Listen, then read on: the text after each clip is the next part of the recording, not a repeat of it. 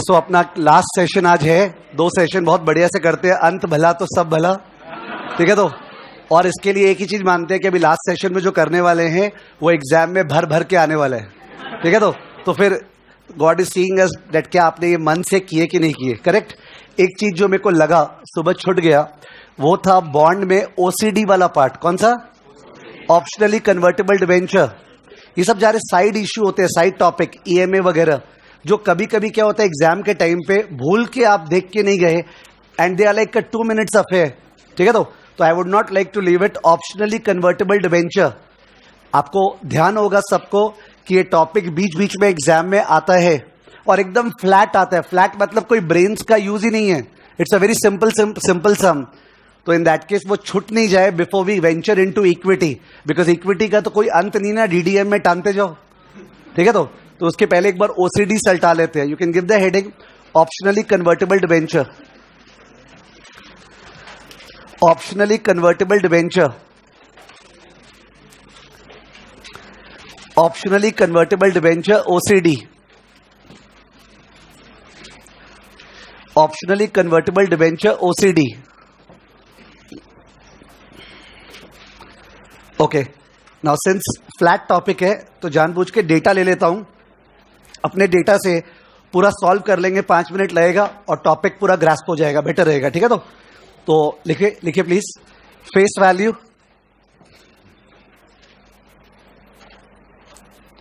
1000, coupon rate 8%,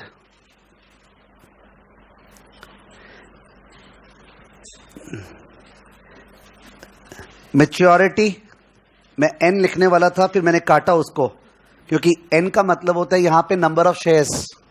N का मतलब number of years भी होता है और नंबर ऑफ शेयर्स भी होता है, तो क्यों कंफ्यूज करें, तो मैच्योरिटी लिख दिया। Maturity 5 years. कन्वर्जन रेशियो, ये वर्ड है एन का, conversion ratio bracket N dash 4 shares.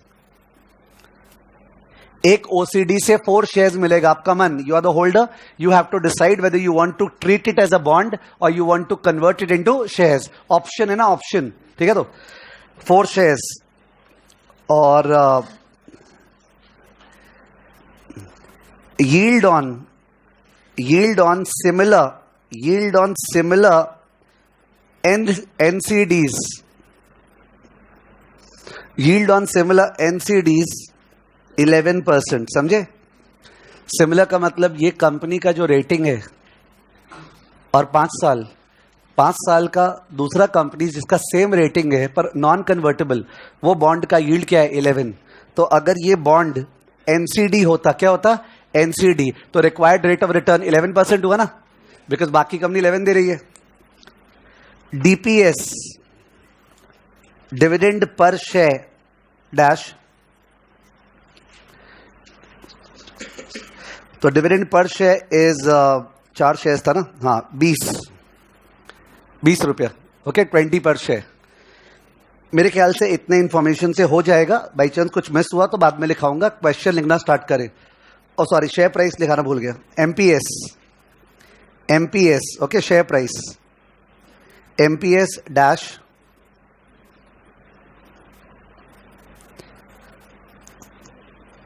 तो जो शेयर प्राइस है वो अपने लेते हैं सपोज 260 और एक चीज प्राइस ऑफ ओसीडी, बाजार में ओसीडी का दाम डैश 1090, 1090, ठीक है ना।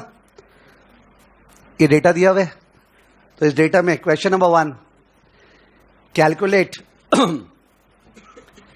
स्ट्रेट और इन्वेस्टमेंट वैल्यू, स्ट्रेट और इन्वेस्टमेंट वैल्यू, स्ट्रेट और इन्वेस्टमेंट वैल्यू। ध्यान आ रहा है क्या निकालना है? बॉन्ड वैल्यूएशन का सम नंबर 1 करना है, मतलब coupon into annuity factor plus redemption into discounting factor. Straight value निकालते समय भूल जाइए कि ये कन्वर्टेबल है, सोचिए नॉर्मल बॉन्ड है, तो इस बॉन्ड से अपने को 80 मिलने वाले हैं ना शायद। देखो 80 5 बार और लास्ट में क्या 1000, उसको 11 से पुल करना है, प्लीज निकाल दो, सॉल्यूशन करते जाओ। तो straight value equal to 80 into PVAF, 80 into PVAF 11% comma 5, 80 into PVAF 11% comma 5 plus 1000 into PVIF, 1000 into PVIF 11% comma 5, 80 into PVAF 11% comma 5 plus 1000 into PVIF 11% comma 5। मैं ब्रेकअप नहीं लिखा रहा हूं, कोई एक जन फटाफट आंसर बता दो सो डेट बी सेव टाइम। 889.12 लिख लीजिए, 889.12। और प्लीज फील करते रहिए कि अगर ये बॉन्ड नॉन कन्वर्टेबल होता है, इसका दाम 889 होता है, इसको अपने IV0 बोलते, बॉन्ड चैप्टर का इंट्रिंसिक वैल्यू, तो 889.12। But obviously look at the price 1090। तो अगर ये बॉन्ड का सिंपल सम चलता रहता तो अभी हम लोग लिखने वाले थे P0 is higher, the bond is what, over priced. But ऐसा नहीं लिख सकते हैं बिकॉज इस बॉन्ड में तो कन्वर्जन फीचर भी है ना। तो this bond derives its value not only via a bond but also via conversion. तो we have to check the other side. Question number 2, चीज समझे, आपको मौका या आपको समय नहीं मिलेगा OCD को फिर से पढ़ने का। I am being very Frank about it. तो जो अभी पढ़ रहे हैं काफी, उसके बाद सीधा हो सकता है एग्जाम डे में वापस से देखना है, अपने उस तरह से पढ़ रहे हैं, ठीक है ना। Question number 2, compute conversion value of OCD, conversion value of OCD दिख ही रहा है सबको, बोलिए प्लीज आंसर। कितना शेयर्स है OCD में? 4, और शेयर का दाम क्या है 260, तो 4 इंटू 260 लिख दो। Solution, conversion value N into S, conversion value N into S, N into S, 4 shares का जो दाम है 4 इंटू 260 कितना 1040। तो मैं बोला एक एसेट है, उसका 2 सोर्स ऑफ वैल्यू है, एक सर वो कुपन देगा, उसके हिसाब से 890 करीब सर वो तो शेयर में कन्वर्ट हो सकता है, और अभी शेयर के दाम के हिसाब से 1040। तो जाहिर है अभी जो वैल्यू डिराइव कर रहा है उसका ज्यादा वैल्यू किससे डिराइव हो रहा है, डेट से या इक्विटी से? इक्विटी से। अभी राइट नाउ अभी वही शेयर का दाम मैं 160 लिखा था 160, तब तो 4 इंटू 160 कम आता, तो अपने बोलते सर अभी वो बॉन्ड वाइज वर्थ है, तो राइट नाउ वो इक्विटी वाइज वर्थ है। तो इन दोनों में से जो हायर हुआ, दोनों में से हायर, उसको बोलते हैं फ्लोर। क्या बोलते हैं? फ्लोर। उसको फ्लोर वैल्यू बोलते हैं। और जितना एक्स्ट्रा चल रहा है 1090 माइनस 1040, क्या एक्स्ट्रा, उसको बोलते हैं ऑप्शन प्रीमियम। क्या? Option premium. Because after all who is enjoying the option, the company और the investor? Investor. You have to pay. तो 50 रुपये एक्स्ट्रा उस कारण से है। खैर वो 50 निकालने को बोलता नहीं है, मैं फिर भी वो डिक्टेट कर रहा हूं जिससे कम से कम फ्लो में पूरा समझ में आए। लिख देना। Question number 3, hence what's the floor value and option value? Hence what's the floor value and option value? What's the floor value and option value? Solution, floor value equal to higher of, floor value equal to higher of bracket, वो जो दोनों answer आए थे 889, क्या आया था 889.12 comma 1040। तो जाहिर है हायर आ गया 1040 इक्वल टू 1040, ये फ्लोर वैल्यू है कम से कम। नेक्स्ट लाइन, ऑप्शन वैल्यू या ऑप्शन प्रीमियम, आप जो हक एंजॉय करें उसका दाम। ऑप्शन वैल्यू और option premium is 1090 minus 1040, 1090 minus 1040 equal to 50। ये थर्ड क्वेश्चन एग्जाम में पूछता नहीं है फ्रैंकली स्पीकिंग, बट अपना मिस हो जाता वर्ड इसलिए अपने कर लिए। अब एग्जाम में जो पूछता है वो ऐसा क्वेश्चन पूछता है कि अगर तुम, ठीक से सुनना, अगर तुम एक मन में डिसीजन ले रहे हो कि सर मैं शेयर बाई करूं कि OCD बाई करूं, शेयर बाई करूं कि OCD बाई करूं, तो इन दैट के शेयर बाई करने से तो 1040 रहेगा, 4 शेयर खरीद लो। पर तुम OCD बाई करोगे जिसके अंदर छुपा हुआ 4 शेयर है, you are paying 1090। So there is a pain, 50 का पेन ही तो है, पर ये पेन आप इसलिए सह रहे हो बिकॉज शेयर में तो शेयर कुछ भी गिर सकता है। शेयर खरीदा, पता नहीं क्या गिरेगा, पर OCD में अगर शेयर का दाम गिरा भी तो OCD का तो और एक सोर्स ऑफ वैल्यू है ना, क्या 889, तो वहां पे एक प्रोटेक्शन है ना। कि शेयर बाई करने में जो रिस्क है ओसीडी में उतना रिस्क नहीं है. There is a protection, there is a level जिसके नीचे नहीं जाएगा. ठीक है, तो उसके अलावा शेयर बाई करने में डिविडेंड है 4 इंटू 20. 4 इंटू 20 कितना? 80. पर ओसीडी बाई करने में कूपन क्या है? 80. सॉरी, तो मैंने फिगर वो 11% उस समय देख लिया था. Change it please. वो डिविडेंड को 15 कीजिए ना. डिविडेंड को 15 कर दीजिए. 20 को 15. डिविडेंड को 15 कर लो. तो डिविडेंड बाई करने से शेयर बाई करने से 4 इंटू 15 क्या? 60. पर ओसीडी बाई करने से क्या? 80. तो सर 20 रुपया तो एक्स्ट्रा आ रहे हैं ना ओसीडी से. तो यूनिटरी मेथड या ब्रेक इवन, शुरू में शेयर्स बाई करने के बजाय अगर ओसीडी बाई कर रहे हो तो कितना रुपया एक्स्ट्रा दे रहे हो? बोलो 50. शेयर बाई करने के बजाय ओसीडी बाई कर रहे हो तो कितना रुपया एक्स्ट्रा दे रहे हो? 50 शुरू में. पर ऐसा करने से हर साल बॉन्ड से कितना एक्स्ट्रा इनकम है? 20. तो 50 एक्स्ट्रा दिया, 20 हर साल रिकवर हो रहा है, तो कितने साल में ब्रेक इवन? 2.5 साल.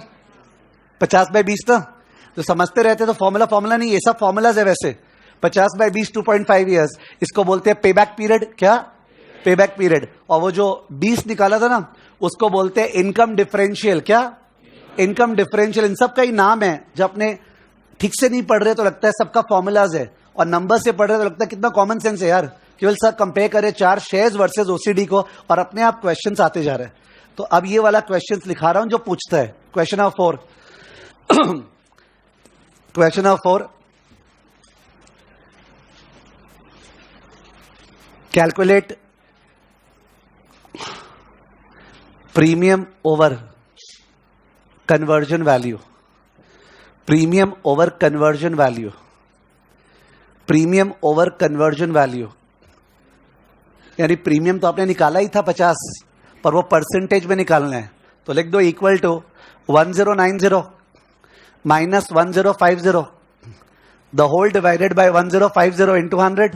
1040 था क्या? 1090 minus 1040. Sorry, 1090 minus 1040 whole divided by 1040 into 100. 4.81%. 4.81%. ये कंसेप्चुअली करेक्ट आंसर है. एक दो क्वेश्चंस में इंस्टीट्यूट ने कभी कभी ऐसा किया है कि 1090 माइनस 1040 डिवाइड बाय 1090. सिंस एक दो क्वेश्चंस में किया है तो आज सुबह जो बात हो रहा था, यू विल फाइंड दैट अपने पास ज्यादा स्पेस नहीं था ज्यादा ज्ञान देने का. एसएफएम कैसे पढ़े, तो बीच बीच में जहां मौका मिलता है मैं कुछ ना कुछ बताते जा रहा हूं. आज सुबह बात हो रहा था नोट देने का ना. यहीं पे आता है कि जब अपने को पता है there is an outside danger कि 4 पॉइंट समथिंग मैच नहीं किया तो यहीं पे आदमी नोट दे दिया ना. Alternatively we could have done this. तो you are just playing it safe. Understood. If you ask me इसका करेक्ट क्या है, ये करेक्ट है, बट दूसरा आंसर देना ही बेटर रहेगा. तो note they they. Note. Alternatively, as a percentage of bond price, comma, premium equal to 1090 minus 1040 whole divided by 1090 into 100. 1090 minus 1040 whole divided by 1090 into 100 क्या? 4.59%. ठीक है.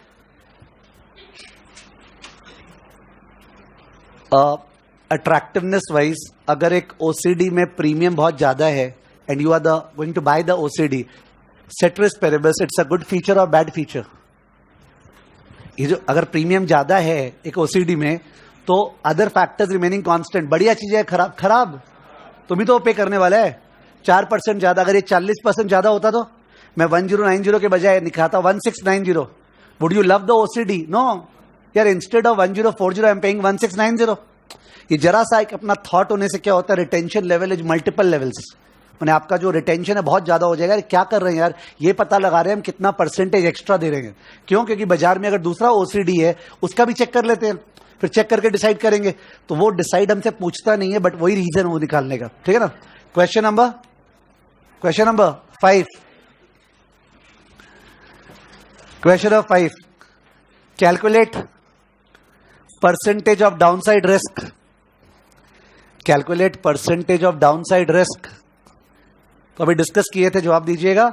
अगर शेयर का दाम गिरा 260 से 250, 240, 230, 220, 200, 190 शेयर का दाम गिरा, तो जो ओसीडी का दाम है वो कहां तक गिर सकता है? 889। तो अगर तुम खरीद रहे हो OCD, the downside risk is limited to that ना।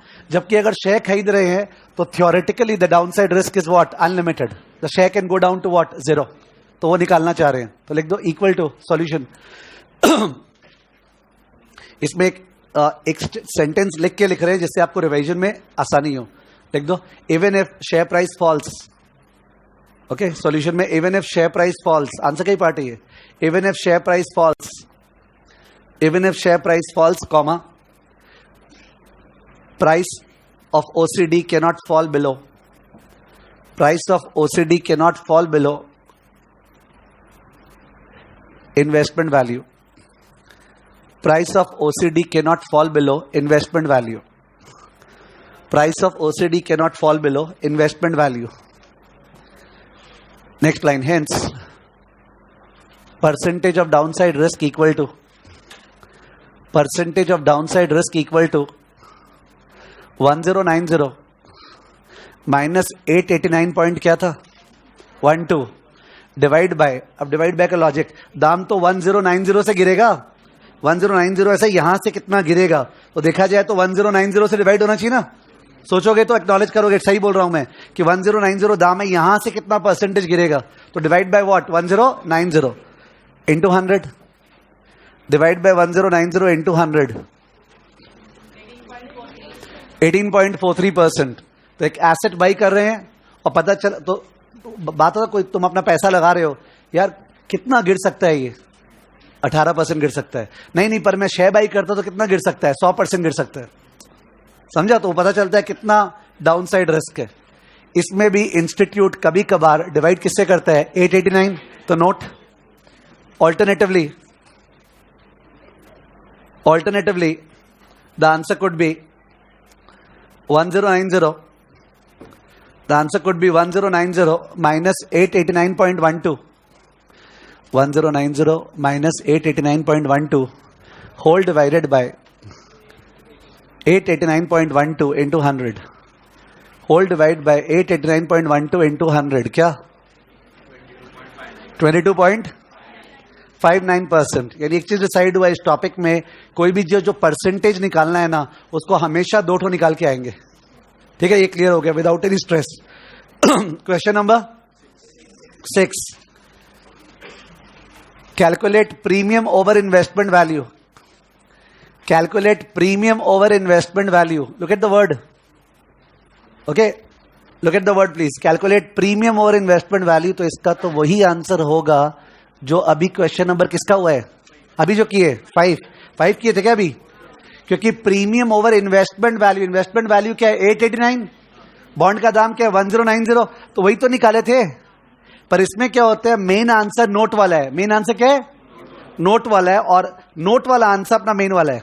तो हम वापस से कर रहे नहीं है, केवल मेंशन कर दे, लिख दो सॉल्यूशन। सॉल्यूशन है 22 पॉइंट क्या आया था? 22.59%, 22.59%, और नोट में ऑल्टरनेट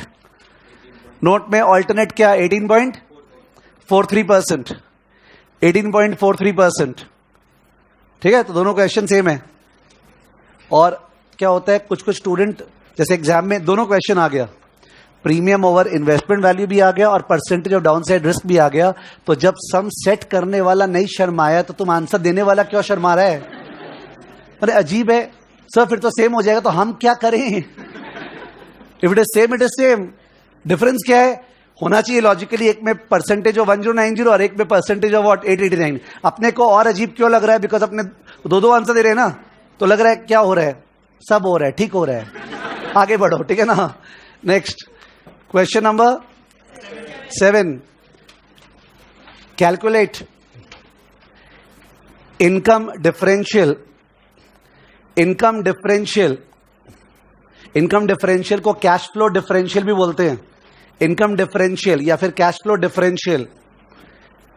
अब एग्जाम में चेक कर लेना, अगर ये क्वेश्चन आएगा तो इनकम डिफरेंशियल पर बॉन्ड बोला है कि पर शेयर बोला है। कुछ नहीं बोला तो अपने दोनों निकाल देंगे, बट अदरवाइज आंसर रॉन्ग हो सकता है, बिकॉज चेकिंग तो फाइनल आंसर के हिसाब से होगा.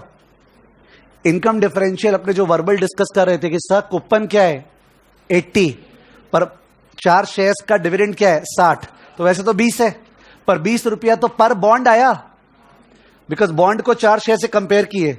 अगर अपने पर शेयर बोले तो 20/4, 20 बाय कितना 5, तो आंसर 20 भी है 5 भी है. उसके लिए 20 और 5 बहुत डिफरेंट है. तुमको लग रहा होगा एक ही बात है, और वो तो केवल आंसर दिखता है, ओ 20 की 5.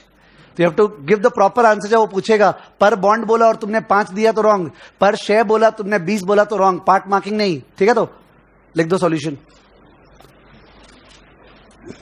सॉल्यूशन हो गया.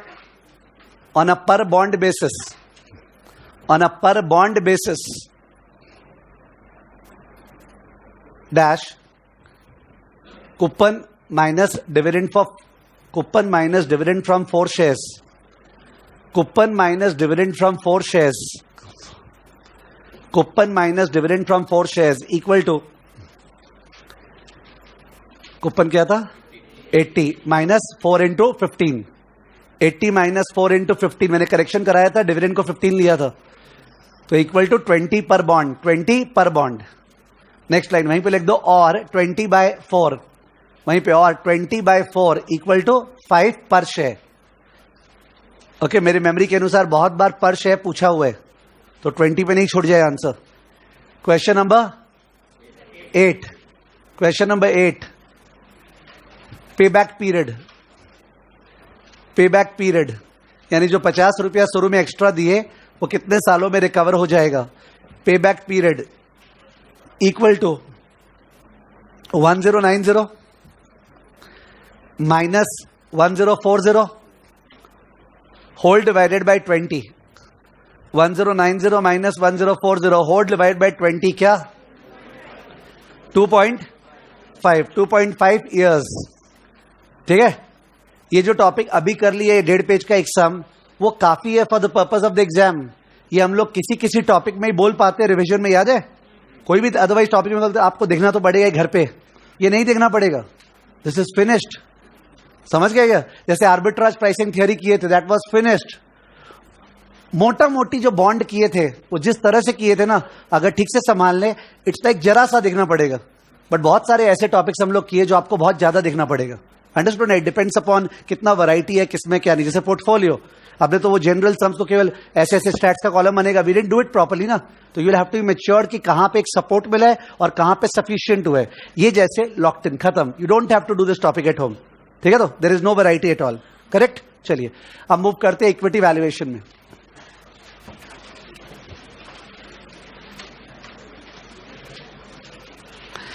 Equity valuation. Okay, so equity valuation को अलग तरीके से करने वाले हैं, कॉन्सेप्ट बेसिस पे. बिकॉज D1/RE-G किसका नहीं किया हुआ है? सबका किया हुआ है. ओके, अपने कंसेप्चुअली करते हैं, जिसमें ये नहीं हो पाएगा कि मैं तरह तरह के सम्स बुक से करा पाऊंगा, बट ये बात आप सेटिस्फाइड हो गए कि आप पूरा समझ में आ गया, क्लियर हो गया. ठीक है, सारे फॉर्मूलाज भी क्लियर है. उस तरह से मैंने समरी माइंड मैप के फॉर्म में करने वाले हैं. तो डिस्कस करें. पहला बात तो ये है, इंडिया में equity markets okay bond market से ही बड़ा है, जबकि पूरे world over bond market equity market से बड़ा है. तो इंडिया में इक्विटी मार्केट बहुत ज्यादा इंपॉर्टेंट है. और आप जब स्टेप इन करोगे बाहर बाजार में, सबसे इंपॉर्टेंट है वैल्यूएशन कैसे करते हैं. सीए का बहुत ज्यादा रोल आजकल प्राइवेट कंपनी वैल्यूएशन में आ गया है, कि जो प्राइवेट कंपनी से मेरी कंपनी SSCI, ठीक है, तो उसमें अगर मेरे को 10-20% अपना स्टेक देना है किसी को, तो मैं तो उससे चार्ज करूंगा ना 5-10-20 करोड़. तो बड़ा अमाउंट है. How do I value the same? कैसे वैल्यू करेंगे? तो this is the very very important work of a chartered accountant. ठीक है, तो let's understand it with a long term vision also and for the purpose of the exam.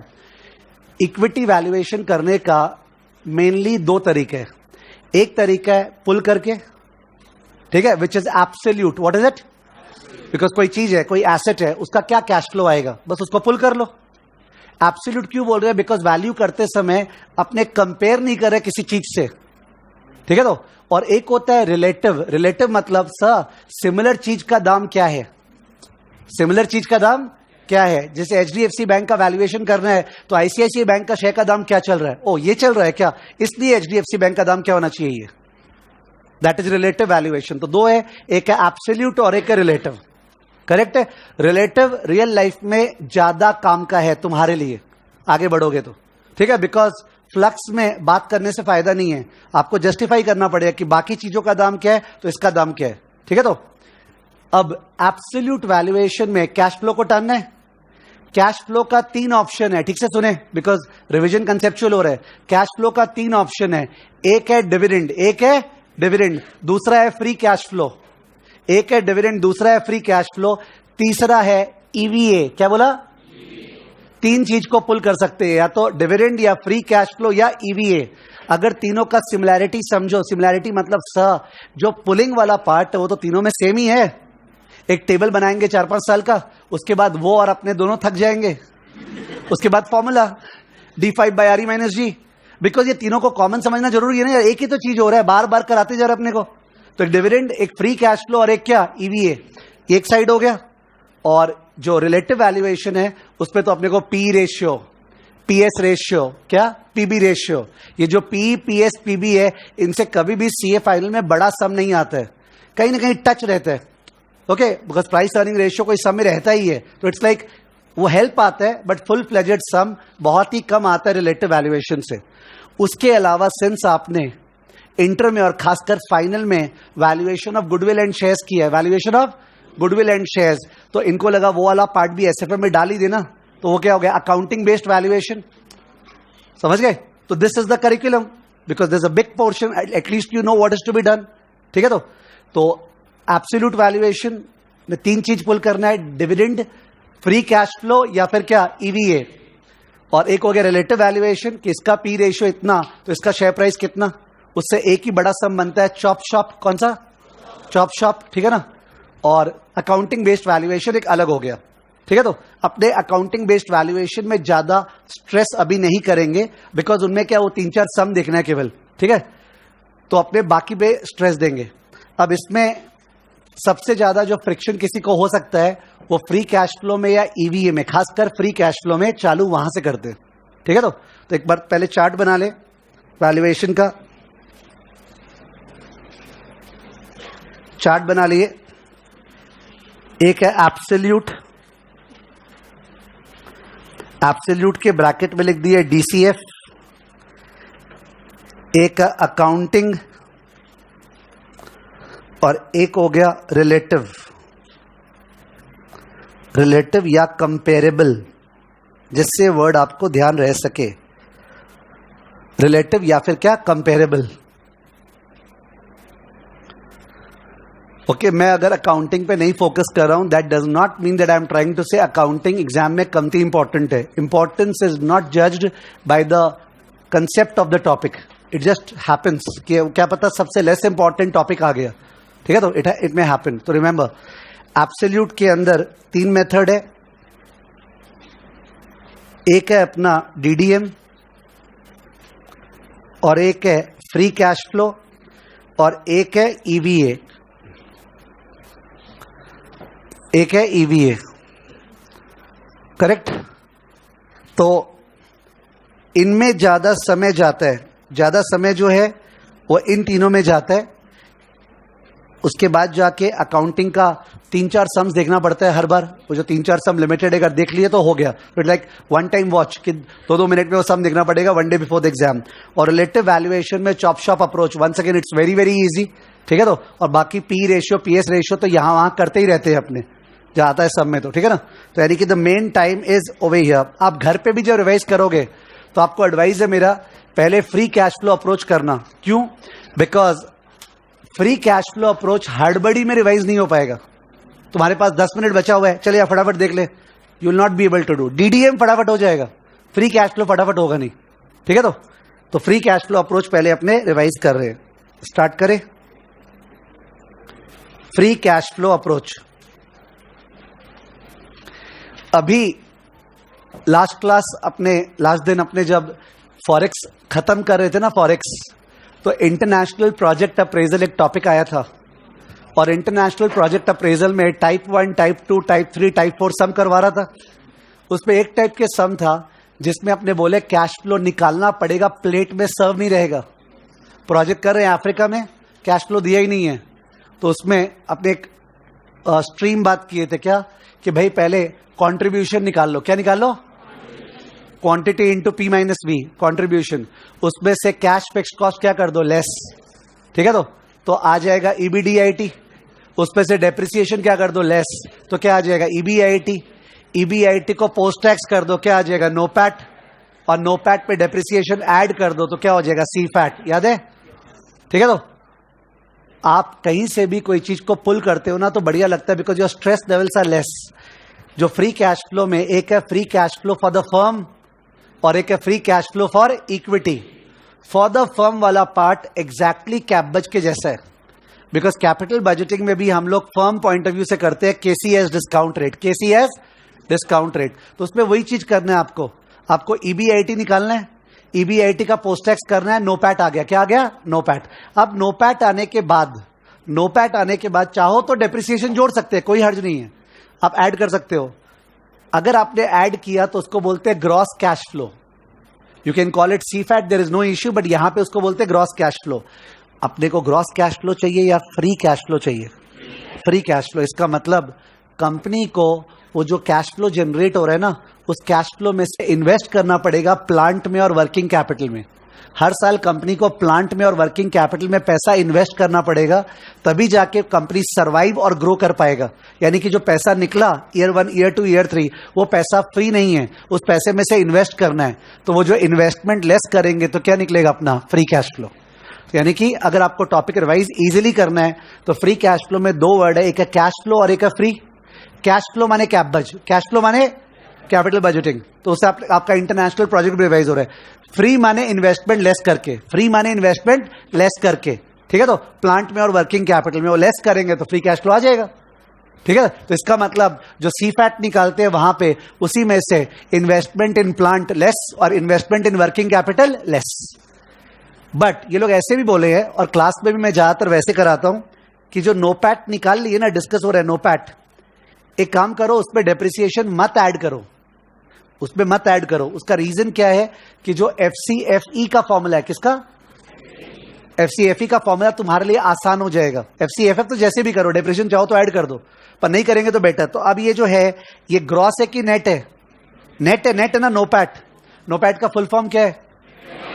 Net operating profit after tax, EBIT का post tax. और इसमें से net investment less होगा। तो look at the consistency, net को net से less कर रहे हैं। ठीक है ना। नेट इन्वेस्टमेंट जो है, net investment that is capital spending, यानी प्लांट में जो पैसा लगाया माइनस डेप्रिसिएशन, क्योंकि प्लांट में जो पैसा लगाया उतना से प्लांट बढ़ा नहीं, प्लांट डेप्रिशिएट भी तो हुआ, और plus change in what? Working capital. ये फॉर्मूला याद आ रहा होगा, capital spending minus depreciation plus change in working capital. अगर आप मैथ्स देखोगे तो ये माइनस और माइनस क्या हो गया है? प्लस। अगर ब्रैकेट खोले तो माइनस माइनस प्लस हो गया। एक्चुअली डेप्रिसिएशन क्या हो रहा है? Add. Okay, you can see depreciation add तो कर रही है, बट किसी कारण से बोल रहे हैं कि नो पैट वाला फॉर्मूला बेटर है, क्योंकि एफसीएफई फिर इजी हो जाएगा। करेक्ट है।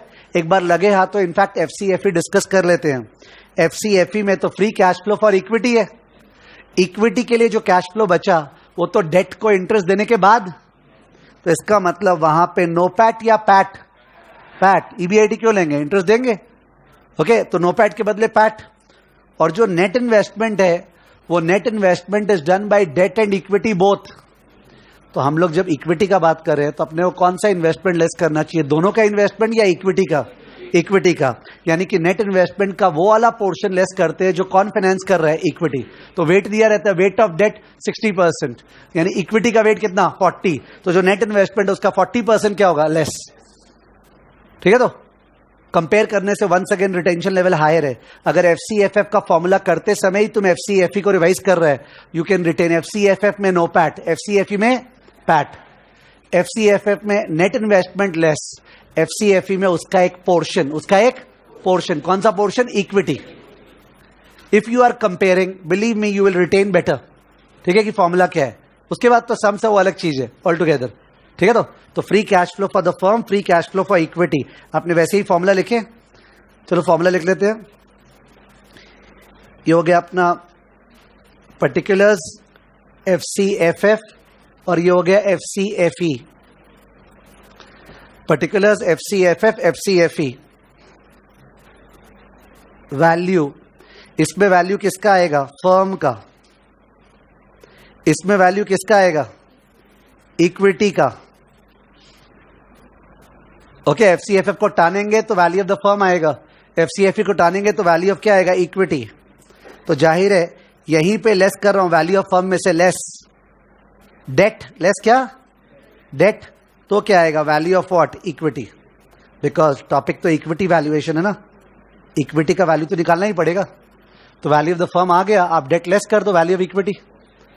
अब है डिस्काउंट रेट। डिस्काउंट रेट यहां पे क्या? KC, यहां पे क्या? KE। वो तो ऑब्वियस है, nobody makes a mistake in this. FCFF में KC, FCFE में KE।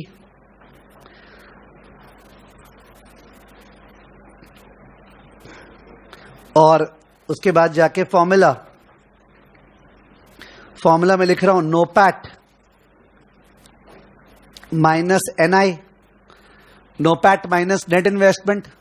माइनस का फीलिंग तभी आएगा जब फ्री वर्ड को समझें।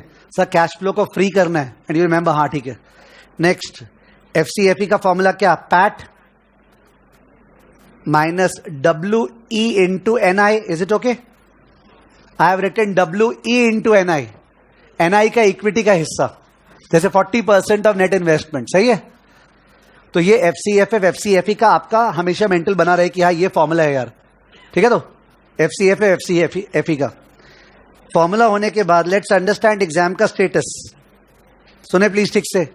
एग्जाम में आज तक कुछ नया हुआ तो अलग बात है, बट आज तक FCFE का एक ही तरह का सम आता है जिसमें सब चीज पर शेयर दिया रहता है। सुनते जाना और फिगर देखना। सपोज दिया हुआ है कैपिटल स्पेंडिंग पर शेयर 50 रुपया, डेप्रिसिएशन पर शेयर 40। क्या कर रहे हो मन में? माइनस। कैपिटल स्पेंडिंग पर शेयर 50, डेप्रिसिएशन 40, तुमने माइनस किया मन में। चेंज इन वर्किंग कैपिटल पर शेयर 4, क्या किया? ऐड। फॉर्मूला आ रहा है मन में, capital spending minus depreciation plus change in working capital, तो 14 रुपीज आ गया। NI क्या आ गया? Debt financing ratio. क्या? डेट फाइनेंसिंग रेशियो माने WD 70%। कितना? तो WE कितना? 30, तो 30% ऑफ 14 4.2। ये आ गया इक्विटी वाला पार्ट। अब अलग से दिया रहेगा EPS। क्या? EPS और पैट तो भाई भाई पर शेयर। तो EPS जो दिया हुआ है, सपोज दिया हुआ है 20। कितना? 20, तो 20 में से आप लेस किए 3 पॉइंट क्या? 4.2 था क्या? तो 20 में से 4.2 लेस किए, क्या आ गया? 15.8। यही तो FCFE है। तो FCFE का तो ऐसा सम देते हैं। ओके, एकदम आराम से। EPS यहां दिया हुआ, और ये जो कैपिटल स्पेंडिंग था less depreciation plus change in working capital, उसपे इक्विटी वाला पोर्शन। समझे? FCFE आ गया। अब उसमें सम में G दिया रहता है, तो हमने करते हैं FCFE1 divided by KE minus G। FCFE1 divided by KE minus. This is very very easy stuff. It's just a point that हो सकता है एक बार भी वहां देख के नहीं गए, अदरवाइज FCFE तो एकदम सल्टाने वाला चीज है। ज्यादा झमेला ये लोग के FCFF में वैरायटी ऑफ सम्स है। हो सकता है इतना मैं बोल रहा हूं और अचानक से पेपर में FCFE का बड़ा सम आ जाए। मान लेते हैं बड़ा सम आ गया, तो तुमने पेपर में 15 मिनट में देखा और देखा यार ये तो टेबल वाला सम आ गया FCFE का, और तुमको जो स्कोप दिखा कि बाकी चीज देखते हुए ये अटेम्प्ट तो करना पड़ेगा, तो तुमने बाकी पेपर कंप्लीट किया। मान रहे हैं जब लास्ट में 40 मिनट बाकी है, 35 मिनट बाकी है, तब आप उस सम में एंटर किए कि यार बाकी पेपर ठीक गया, अब बढ़िया से ये करते हैं। उसमें 5 साल का टेबल बोला है, 5 साल का टेबल, और उसके बाद क्या? फॉर्मूला। तो तुम कैपबच जैसा टेबल बनाए, पर्टिकुलर्स 1 2 3 4 5, और चालू किए number 1 PAT. Number 1 provided PAT का डिटेल्स दिया है। अगर वो ज्यादा जोश में आ गया, जो जोश मेरे को लगता है उसमें लिमिटेड है बिकॉज मार्क्स का स्कोप नहीं है, फिर भी आ गया, तो चालू हुआ सेल्स। तो क्या बोलेगा? लेस खर्चा। तो कौन डरते हैं, क्या बात है, दे देना, मार्क्स भी तो देगा। सेल्स लेस खर्चा, नॉर्मल आएगा EBIT तक, लेस इंटरेस्ट, तो क्या आएगा? PBT, लेस टैक्स आएगा। पैट। पैट निकालना नहीं आता क्या CA में जाके? तो बात ही नहीं है। मैंने बोल रहा हूं एक ईगो में आना चाहिए ना, ये क्या प्रॉब्लम है, केवल टाइम का बात है। तो इन दैट केस पैट आया, फिर capital spending, depreciation, change in working capital करके अपने FCFE निकाले पांचों, उसको KE से डिस्काउंटिंग फैक्टर से टान दिए। स्टेज 1 हो गया, और स्टेज 2 में तो FCFE होना ही है. FCFE 6 divided by what, KE minus G. I am not trying to intimidate you कि आपके केस में ही ऐसा होगा, but I am trying to say keep a mind open that last में जाके, लास्ट के आधे घंटे में, 1 घंटे में, depending on the tough paper, unknown sum करने पड़ सकते हैं. उनके लिए माइंड खुला रहे कि हाँ ये पॉसिबिलिटी है, और 2 घंटा वाला जो पेपर है, 2 सवा 2 घंटे वाला, वो ठीक से हो जाए तो तुम्हारा माइंड पॉजिटिवली रन करेगा. Keep that in mind. ठीक है, तो you may have to apply brain towards the end of the paper, okay, for certain new sums, खासकर ओल्ड सिलेबस में. Sorry for mentioning, because old syllabus में ज्यादा scope है ना. न्यू सिलेबस में साथ में थियरी और अटैच्ड है, तो 16 का सम ही नहीं दे सकता है. वो क्या देगा, 12 + 4, 10 + 6, तो वहां पे उसका और ज्यादा लिमिट हो जाता है. पर ओल्ड सिलेबस में they can, because they know theory कब आता है लास्ट में, तो दे कैन गिव 16 नंबर का सम. समझ गए, तो वो फैक्चुअल चीज है. FCFE is okay with you? एक बार देखिए FCFE का वो सम है क्या, तो वर्बली सल्टा लेते हैं. हाँ सम है ना, पेज 134. पेज 134. आप लोग को अच्छा लगेगा अगर आप इसको वर्बली मेरे साथ साथ रिदम में करोगे तो, because then it would seem like a CPT का मल्टीपल चॉइस. ठीक है, तो पेज 134 का क्वेश्चन नंबर 104, और कॉपी में मार्किंग कर लेना, जिससे आपको पता रहे कि हाँ हमने FCFE का फिर ये वाला सम किया था. पेज 134 का 104 वर्बली कर रहे हैं. ठीक है, कैल्सी वाइज. तो सम में लास्ट 3 आइटम देखो, लास्ट 3 आइटम, कैपिटल एक्सपेंडिचर पर शेयर, डेप्रिसिएशन पर share, change in working capital. तो ये हो गया 47 minus 39 plus 3.45. Okay, 47 minus 39 plus 3.45, 11.45.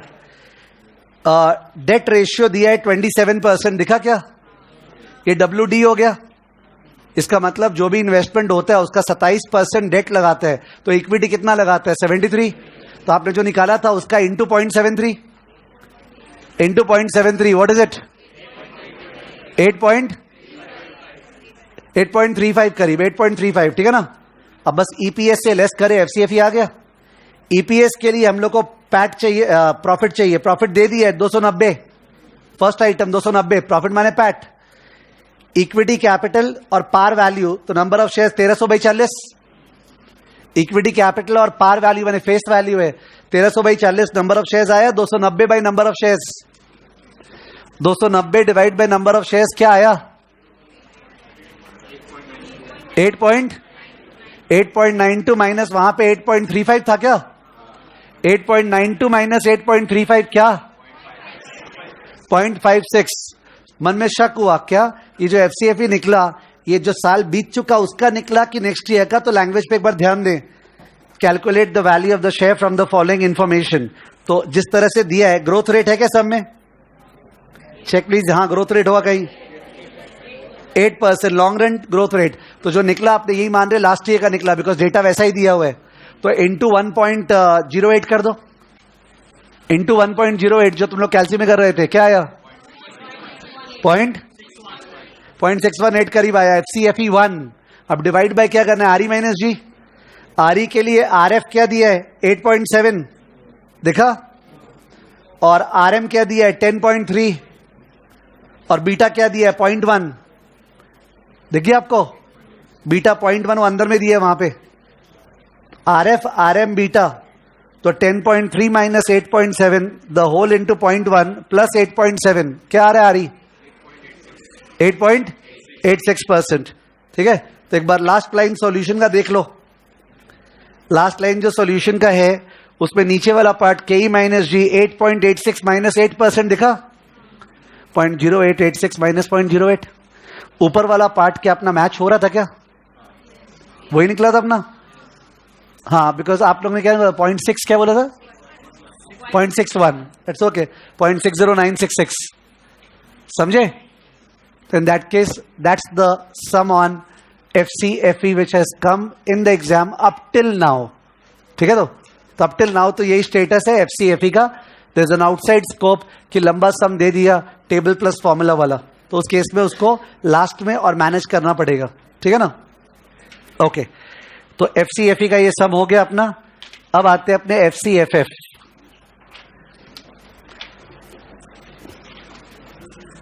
FCFF में before we enter into the sum, FCFF में एक सम तो वैसा आया हुआ है जिसमें जिसमें एक वैल्यूअर जो पर्सन वैल्यूएशन करता है वो भूल के कंपनी का वैल्यूएशन करते समय जो केसी लिया ना, केसी, वो केसी में बुक वैल्यू वेट्स ले लिया। कौन सा वेट्स? बुक वैल्यू वेट्स, जबकि उसको लेना चाहिए था मार्केट वैल्यू वेट्स, यानी बैलेंस शीट से इक्विटी नहीं पकड़ना चाहिए था, मार्केट वैल्यू लेना चाहिए था। तो उसने गलत वैल्यूएशन किया, अपने को उसका रेक्टिफिकेशन करना पड़ता है। एक तो उसका सम है, करेक्ट, ये केसी गलत था तो आप बैक कैलकुलेशन से रॉन्ग केसी निकालो, रॉन्ग केसी से नया केसी निकालो, नया केसी से फिर से वैल्यूएशन करो। That's a highly repeated sum, very easy. दूसरा टाइप का जो सम आता है वो आता है टेबल प्लस फॉर्मूला। क्या? टेबल प्लस फॉर्मूला, वो ज्यादा चांस है मेरे ख्याल से आने का, ठीक है। तो जैसा उसके बाद वाला दिख रहा है यहाँ पे 105 पर, देखते हैं अपने कैसे कैसे करेंगे, जस्ट वेट, अभी लिखिए मत कॉपी में। और तीसरा टाइप का जो सम है वो है एल्कर मॉडल। कौन सा model? Alcar, value of the strategy, value of the strategy, ठीक है ना। तो बेसिकली FCFF में 3 सम्स है। एक है केसी का करेक्ट करने का, करेक्शन ऑफ केसी, दूसरा सम है टेबल प्लस फॉर्मूला, तीसरा सम है एल्कर मॉडल। क्या सम है? एल्कर मॉडल, ठीक है। ये 3 टाइप का सम FCFF अप्रोच में है। तो FCFF अप्रोच हेडिंग दे और लिखे type 1।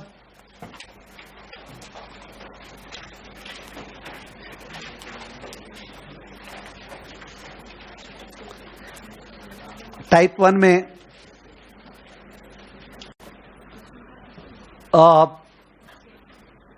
Rectification of KC, type 1 हो गया rectification of KC. Rectification of KC में पेज 139 का 107, रेक्टिफिकेशन ऑफ केसी में पेज 139 का 107, पेज 139 का 107, 139 का 107।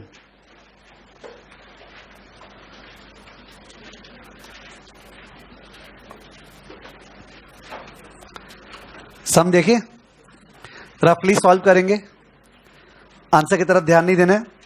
अ valuation done of an established company by a well known analyst has estimated a value of 500 lakh. 500 lakh answer आ चुका।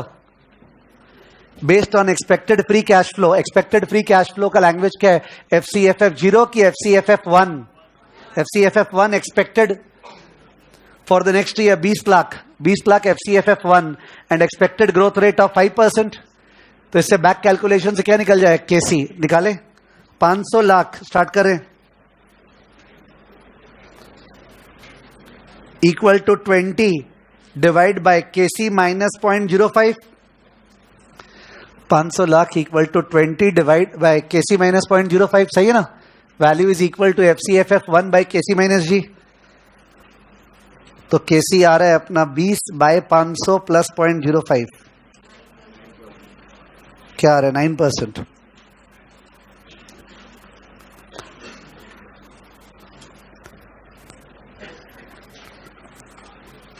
Second para.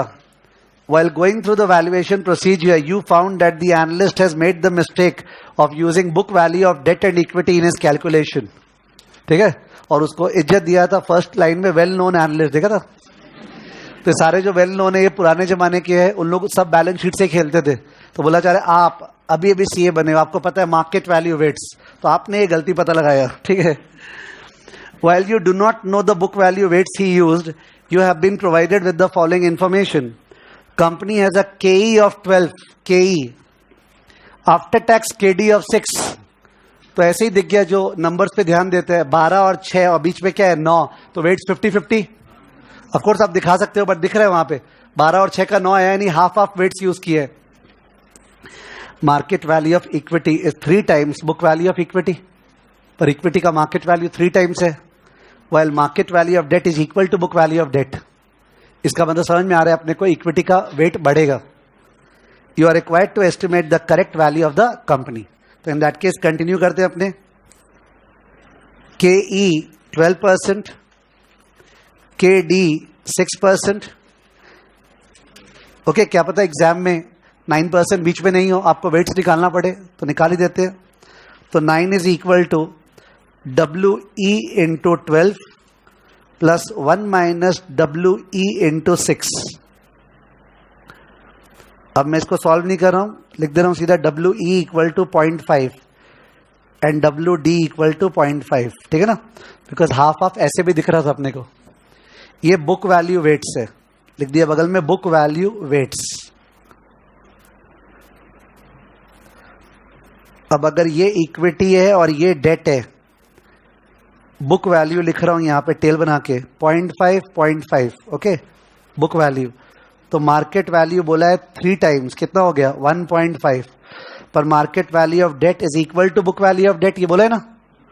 तो उस केस में ये टोटल क्या आया मार्केट वैल्यू का 2।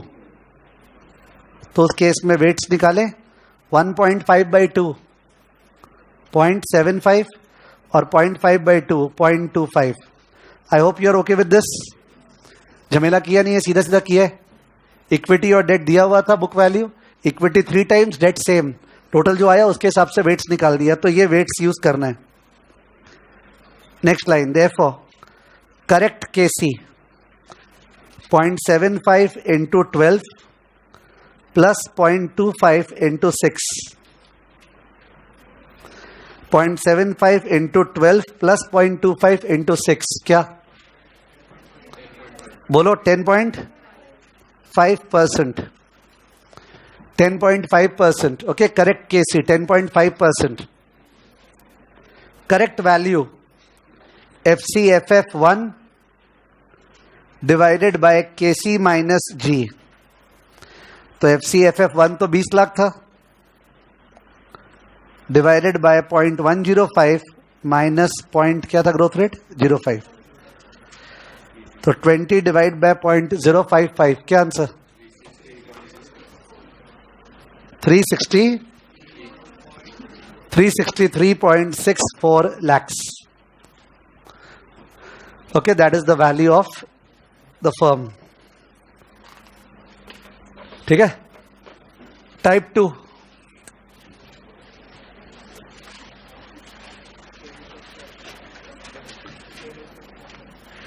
वैसे जो FCFE का सम किए थे, FCFE का किए थे ना आपने, सम नंबर जहां मार्क किया था उसी के बगल में और एक सम नंबर यहां दिया हुआ है, मार्क कर लो वहीं पे। FCFE का जो सम किए थे अभी कॉपी में, माने वर्बली डिस्कस किए थे, नंबर तो लिखा था कॉपी में ना, उसी के बगल में पेज 138 106, पेज 138 का 106। तो 2 सम्स FCFE का वैसा सही है, ठीक है। तो इन दैट केस एकदम काफी है अगर आप दूसरा सम भी वर्बली देख लोगे या लिख के व्हाटएवर। पेज 138 का 106। टाइप 2 FCFF में टाइप 2 लिख दो, टेबल प्लस फॉर्मूला।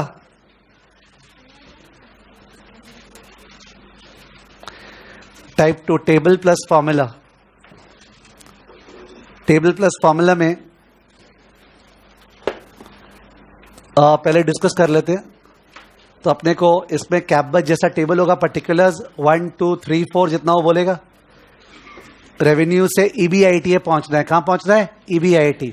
पर ये सब में टाइम लगता है, इसलिए मैं क्लास पे पढ़ाते समय शॉर्टकट ढूंढता रहता हूं। आई हैव सीन दैट कई सारे सम में जो रेवेन्यू है और EBIT लास्ट ईयर का पता है और दोनों का ग्रोथ रेट सेम है, तो उस केस में तुम रेवेन्यू क्यों निकाल रहे हो? रेवेन्यू और EBIT लास्ट ईयर का पता है, दोनों का ग्रोथ रेट सेम है, तो रेवेन्यू निकाल के फायदा नहीं है हमको। मतलब रेवेन्यू से कि EBIT से? EBIT से भी इनफैक्ट क्यों मतलब है, नोपैड से।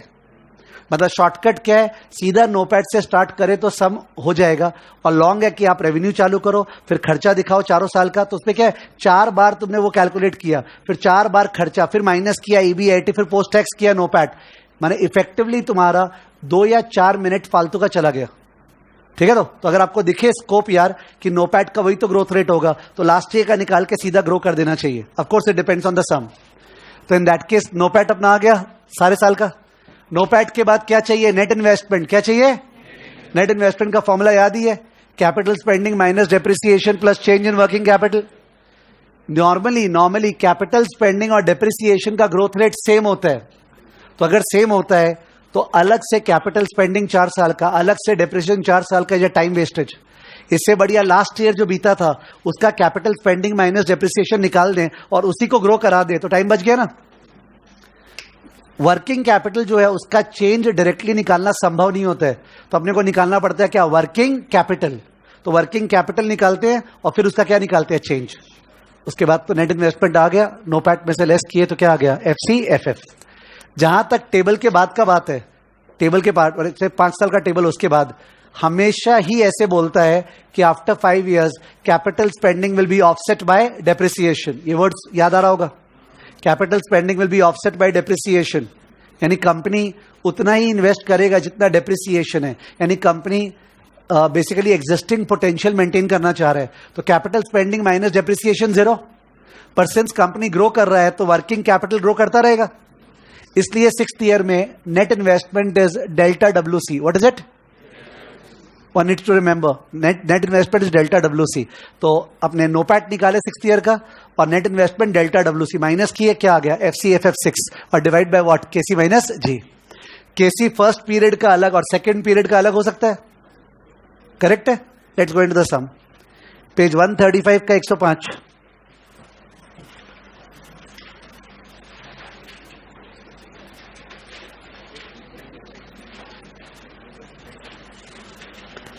पेज 135 का 105। Following information available in respect of XYZ Limited, which is expected to grow at a higher rate for 4 years, after which growth rate will stabilize at lower level। तो दिख गया 4 साल का टेबल, उसके बाद क्या फॉर्मूला। तो ये लास्ट ईयर दिया हुआ है, revenue 2000, EBIT 300, capital expenditure 280, depreciation 200। तो मेरा जो ध्यान गया वो ये कि जो EBIT है उसी का अगर पोस्ट टैक्स कर दे और ग्रो करा दे, समय बचा। और दूसरा ध्यान गया 80, क्या 80 दिखा वहां आपको, 280 माइनस 200 80, वो 80 को ग्रो करा देंगे तो टाइम बचेगा। ये दोनों टाइम बचाना चाहिए, ठीक है ना। Information for high growth and stable growth period are as follows. Growth in revenue and EBIT, high growth period में 4 साल तक 20% और स्टेबल ग्रोथ पीरियड में 10%। Growth in capital expenditure and depreciation वही 20% और बाद में ऑफसेट। रिस्क फ्री रेट 10 फिर 9, equity beta this, market risk premium this, pre tax KD और डेट इक्विटी रेशियो। ये लास्ट का जो इंफॉर्मेशन है उससे कैसे निकलेगा, फर्स्ट और सेकंड पीरियड का। For all time through out working capital is 25% of revenue. तो लास्ट ईयर का वर्किंग कैपिटल क्या था, 2000 का 25%। लास्ट ईयर का वर्किंग कैपिटल क्या था, 2000 का 25% कितना, 500। अब 500 को रेवेन्यू के ग्रोथ रेट से बढ़ा देंगे, क्योंकि रेवेन्यू जिस रेट से ग्रो करेगा उसी से तो वर्किंग कैपिटल ना। Tax rate 30%, what is the value of the firm, ठीक है। दिस इज एन इंपॉर्टेंट सम, ठीक है।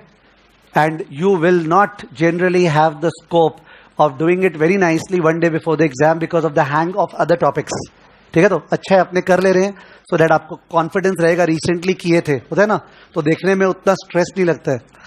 तो अपने स्टार्ट करते हैं, एक बड़ा सम करेंगे, कॉन्फिडेंस अपने आप आएगा। स्टेज 1,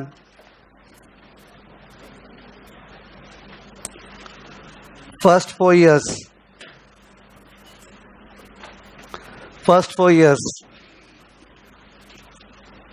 इसके अंदर स्टेप 1 KC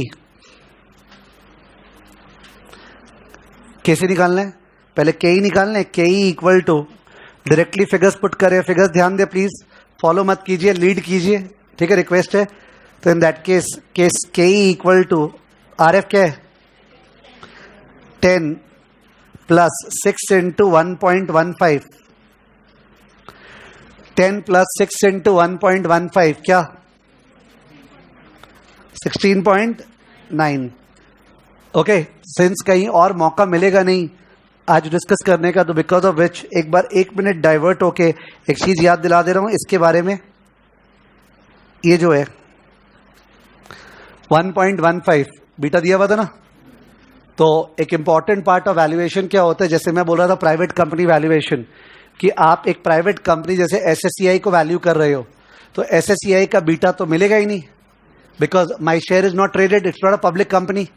तो अपने तो बीटा कैसे निकालते हैं, याद है, COV XY divided by variance of X। तो उसके लिए तो ट्रेडिंग चाहिए कंपनी का, तो ट्रेडेड नहीं है, तो बीटा मिलेगा नहीं। तो उस केस में कोई और एजुकेशन कंपनी, कोई दूसरी एजुकेशन कंपनी जो पब्लिकली लिमिटेड है और उसका शेयर ट्रेडेड है, उसका बीटा निकालते हैं, उसका बीटा निकालते हैं मतलब एग्जाम में दिया रहता है। तो सिमिलर कंपनी का बीटा दिया रहता है। सिमिलर कंपनी का एजुकेशन बिजनेस है, एसएससीआई का एजुकेशन बिजनेस है, तो बिजनेस रिस्क क्या है? सेम। पर सिमिलर कंपनी जो है उसका तो डेट इक्विटी सेम है कि अलग है? अलग। और मेरा अलग है, तो फाइनेंशियल रिस्क अलग है। तो अपने अकॉर्डिंगली उस सिमिलर कंपनी का जो बीटा दिया रहता है उसमें से उसका लेवरेज हटाते हैं। क्या करते हैं?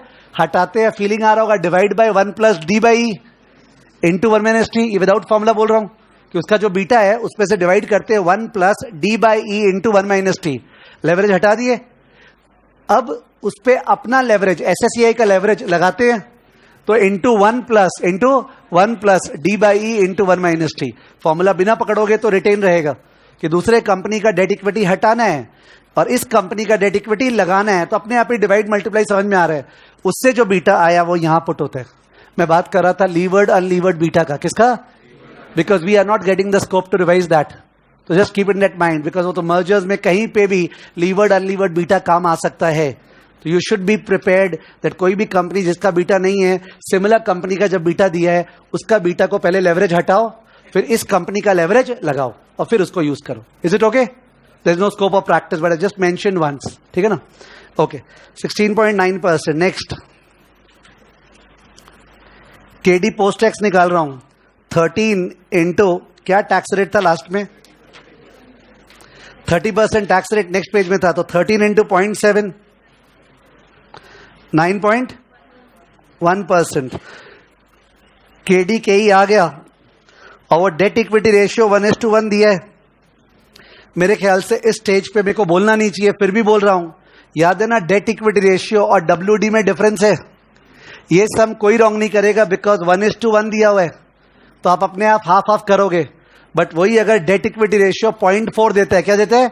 0.4, तो 10% पीपल मिस्टेक करते हैं। वो लोग 0.4 को डब्ल्यूडी ले लेते हैं और 0.6 को डब्ल्यूई। अगर डेट इक्विटी रेशियो 0.4 दिया हुआ है तो भूल के डब्ल्यूडी 0.4, डब्ल्यूई 0.6, बट वो तो डेट इक्विटी रेशियो है, जबकि वेट ऑफ डेट का मतलब debt by debt plus equity ना। तो आपको तो 0.4 बाय 1.4 लेना है वहां पे। इनकेस कोई कंफ्यूज्ड है, दूसरा वाला डेट इक्विटी देख लो, क्या है? 2:3। 2:3 में तुमसे पूछूंगा, आप बताओ वेट ऑफ डेट क्या? कोई भी इंसान ऐसा नहीं है जो रॉन्ग बोलता है, बोलता है 2/5। अब कैसे याद आ गया 2/2 + 3? पर जब 0.4 बोल रहा है तो मन नहीं मान रहा है ना, 0.4 कितना अच्छा लग रहा है, तब भी तो 0.4 बाय 0.4 + 1।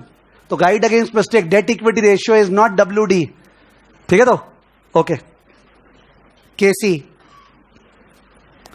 तो केसी तो अपना half into 9.1 plus half into क्या आया था ऊपर? 16.9। यस प्लीज, क्या? 13% KC, 13% KC. Step 2,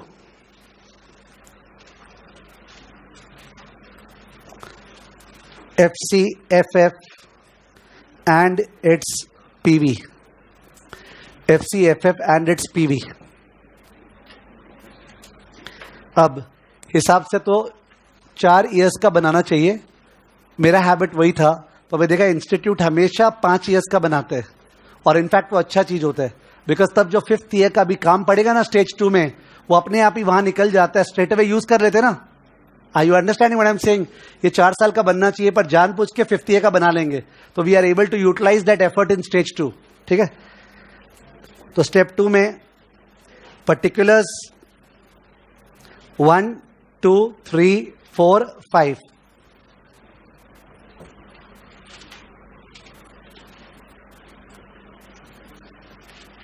okay, start किए। नोपैट, यहां अपना टाइम बचा। अगर तुम रेवेन्यू करते तो टाइम जाता। तो नोपैट, लास्ट ईयर का नोपैट, प्लीज सबजन पार्टिसिपेट। 300 इंटू 0.7, लास्ट ईयर क्या था? 300 इंटू 0.7 क्या था? 210। 210 को ग्रो कराओ 20%। 210 इंटू 1.2, सॉरी 210 इंटू 1.2, हाँ क्या? 252। 252 252 into 1.2, यहां पे one has to take a call. 30 क्या बोले, 2 पॉइंट समथिंग है. तो in that case round off करने से बहुत कन्वीनियंस है, पर 3 डिजिट चल रहा है डेसिमल के पहले. कर भी सकते नहीं भी, आई थिंक बिग सम है, कर देना चाहिए. इट्स कन्वीनियंट, ठीक है ना. और ऐसा कुछ बात नहीं होगा, सम में शुरू में लिख दिया कि we have rounded off the figures, ठीक है, not gone into decimals. That's okay, they also do it. जब अरे राउंड ऑफ का कोई लोग यहाँ पे स्माइल कर रहे हैं कि सर थोड़ी बदमाशी कर रहे हैं. ऐसा सम्स है जिनमें केसी आया 13.1%, केसी आया 13.1 और इंस्टीट्यूट लिख दिया है लेट्स 13. जब उनका दिया किया रहता है तो कोई बात नहीं है. बोले केसी को 13.1 को 13 कैसे कर सकते हैं यार, वो तो केसी है, समझा. तो ऐसा कोई बात नहीं है. और किसी को ध्यान ही रहे कहाँ दुनिया में राउंड ऑफ किया हुआ कहाँ नहीं, तो भाई वो तो अपरंपार है, ठीक है. तो वो कांड से, हाँ, तो क्या आया 302 इंटू 1.2, 363 इंटू 1.2, 435. इसके बाद ग्रोथ रेट क्या था 4 साल के बाद, चेक करें सब में, 10%. 435 इंटू 1.1, 479. तो मैं चाहता तो 2 डेसिमल प्लेस दिखा सकता था, आई हैव इग्नोर्ड दैट, ठीक है. ये रुपीज इन करोड़ से rounded off to nearest integer. Okay, rupees in crore से rounded off to nearest integer. NOPAT आ गया. यू जस्ट फोकस ऑन आपको क्या चाहिए. तो याद आया सा हम लोग को एनआई चाहिए. क्या चाहिए, एनआई. एनआई का फॉर्मूला याद आया, capital spending minus depreciation plus change in working capital. तो next item, capital spending minus depreciation. Capital spending minus depreciation sum में 80 था. अगर आप ट्रैक कर रहे हो सम को तो 280 माइनस 200, 80 था ना. 80 को ग्रो कराना है 20% से. स्टार्ट करो. 80 इंटू 1.2, 96. राउंड ऑफ करते जाना. 96 इंटू 1.2, 115 इंटू 1.2, 138 इंटू 1.2, 166 इंटू 1.2, 190. ओ सॉरी, वो तो ऑफसेट है ना. ये 50 पहुंच गए क्या आपने? एक मिनट, मैंने 166 सही लिखा है क्या? हाँ, तो 50 ईयर में तो ऑफसेट था, तो 0. 5th ईयर से ऑफसेट था, 0. Point number C, working capital चाहिए तो अपने को चेंज, बट चेंज डायरेक्टली आ नहीं सकता है. तो वर्किंग कैपिटल सब में लिखा हुआ था 25% ऑफ रेवेन्यू. तो इन दैट केस एक तो स्टार दे के पहले टेबल के बाहर जब है वहां वर्किंग कैपिटल लास्ट ईयर का निकालना पड़ेगा ना. एक बार वो फॉर्मेलिटी छोड़ देते हैं, अपने वर्बली चलते हैं. तो 2000 का 25% क्या था, 500. वो आपको दिखाना पड़ेगा वहां पे. अब 500 को ग्रो कराइए. 500 इंटू 1.2 कितना, 600. 600 इंटू 1.2, 720. यहां पे सिली मिस्टेक हो सकता है, कोई रिदम में जा रहे हैं ना, वो भूल के इसको 20% से बढ़ाने के बजाय 25% ले लेगा. बोलेगा वर्किंग कैपिटल तो 25% था. अरे 25% ग्रोथ थोड़ी है. वर्किंग कैपिटल तो 25% ऑफ रेवेन्यू है. तो रेवेन्यू को तुम 20% बढ़ा के लिखते, उसी का तो 25% निकालते, यानी वर्किंग कैपिटल भी तो 20% बढ़ेगा. I have seen the mistake. Growth rate वही होगा जो रेवेन्यू का था. Please guard against the mistake, ठीक है. 720 इंटू 1.2,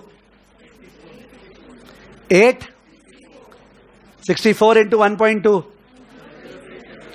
1037. और उसके बाद ग्रोथ रेट क्या था 10%. 1037 इंटू 1.1, 1140. ये वर्किंग कैपिटल आ गया. वर्किंग कैपिटल आने के बाद उसका change. Point number D, change. तो लिख दो डेल्टा WC. तो याद है लास्ट ईयर का 500 था. 600 माइनस 500 कितना, 100. 120. फिर आया 144. फिर आया 173. और फिर 103. चेंज इन वर्किंग कैपिटल आ गया। चेंज इन वर्किंग कैपिटल आने के बाद नंबर ई, मेरे पास चॉइस है, अपने नेट इन्वेस्टमेंट निकाल सकते हैं, बट किसको डेकोरेट करके दिखाएंगे? आफ्टर ऑल तो लेस ही करना है उसको। तो एकदम टाइम बचाने के लिए सीधा ये जो नोपैट है इसमें से पॉइंट नंबर बी और पॉइंट नंबर डी लेस कर देना चाहिए। तुम बी और डी को ऐड करके पहले निकालेगा फिर लेस करेगा, you are wasting your time. ठीक है, तो in that case number E लिख रहे हैं FCFF। क्या? FCFF लिख दो।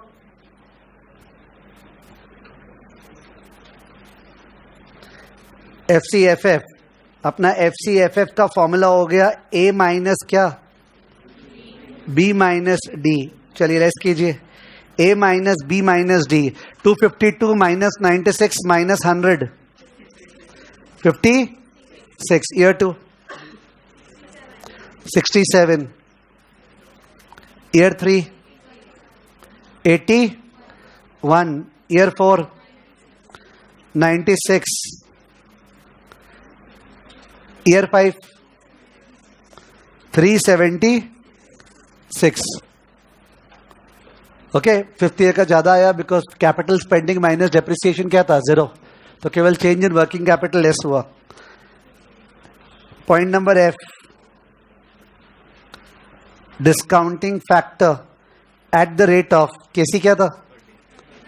13%। ये केवल 4 साल का निकालना है बिकॉज 5वें साल से अलग केसी है।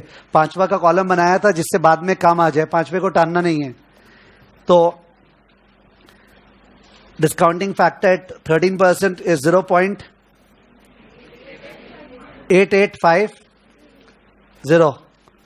फिर 0.7831। फिर 0.6931। 0.6133। दैट्स इट, बस 5वां नहीं निकालना है। Discounting factor EFG, present value rounded off में 56 into 0.885 rounded off 50। 67 into 0.7831 52। 81 into 0.6931 56। 96 into 0.6133 59। That's it, last वाला नहीं टानना है। टेबल के बाद PV of stage 1, PV of stage 1 इन चारों का टोटल 217 करोड़। तो फर्स्ट 4 इयर्स का present value 217 crore. Stage 2, step 1, stage 2 beyond 4 years हो गया, उसमें step 1। Stage 2 is beyond 4 years, उस पर स्टेप 1 केसी निकालना है। केसी के अंदर KE इक्वल टू, फिर से डेटा में गए, work hard please, turn back C. RF दिया हुआ 9 प्लस 5 इंटू 1 14% KE है, और जो KD है वो 12.86 का पोस्ट टैक्स 12.86 इंटू 0.7 9। KC 2/5 और 3/5 है तो 0.4 हो गया, 0.6 हो गया। 0.4 into 9 plus 0.6 into 14। 0.4 into 9 plus 0.6 into 14।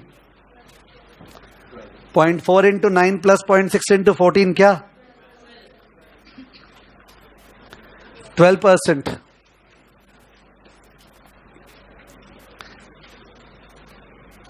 Step 2,